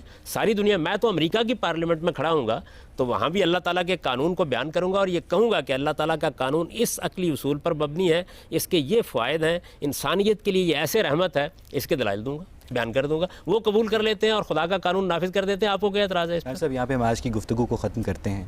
ناظرین، پتھر کے دور سے لے کر 21ویں صدی تک کا سفر انسان کے شعوری ارتقاء کی داستان ہے. شکاری دور کے بعد جب انسان فصلیں اگانے کا راز جان کر زرعی دور میں داخل ہوا تو اس نے تاریخ میں پہلی بار باضابطہ طور پر قانون کو رواج دیا، جس پر مثال کے طور پر عراق میں شاہ شمس جیسے دیوتاؤں نے اپنی الوہیت کی مہر ثبت کی. پھر سامی مذاہب کی خدائی شریعت نے ان انسانی دیوتاؤں کے احکام کو منسوخ کر کے خدائے بزرگ و برتر کی حاکمیت کا اثبات کیا، اور یوں انسانی سماج سے متعلق بنیادی قوانین کو قیامت تک کے لیے محفوظ کر دیا گیا. جیسا کہ گاندھی صاحب نے فرمایا کہ اسلامی شریعت میں جو شامل میکسیمم پینلٹیز ہیں ان کا اطلاق صرف اور صرف مخصوص حالات میں کیا جائے گا، ہر حالت میں نہیں کیا جائے گا، ہمارے لیے قابل غور ہے. اس امید کے ساتھ کہ آپ کا آنے والا کل آپ کے گزرے ہوئے کل سے کہیں بہتر ہو، اپنے میزبان اویس اقبال اور پروگرام غامدی کی پوری ٹیم کو اجازت دیجیے. خدا حافظ.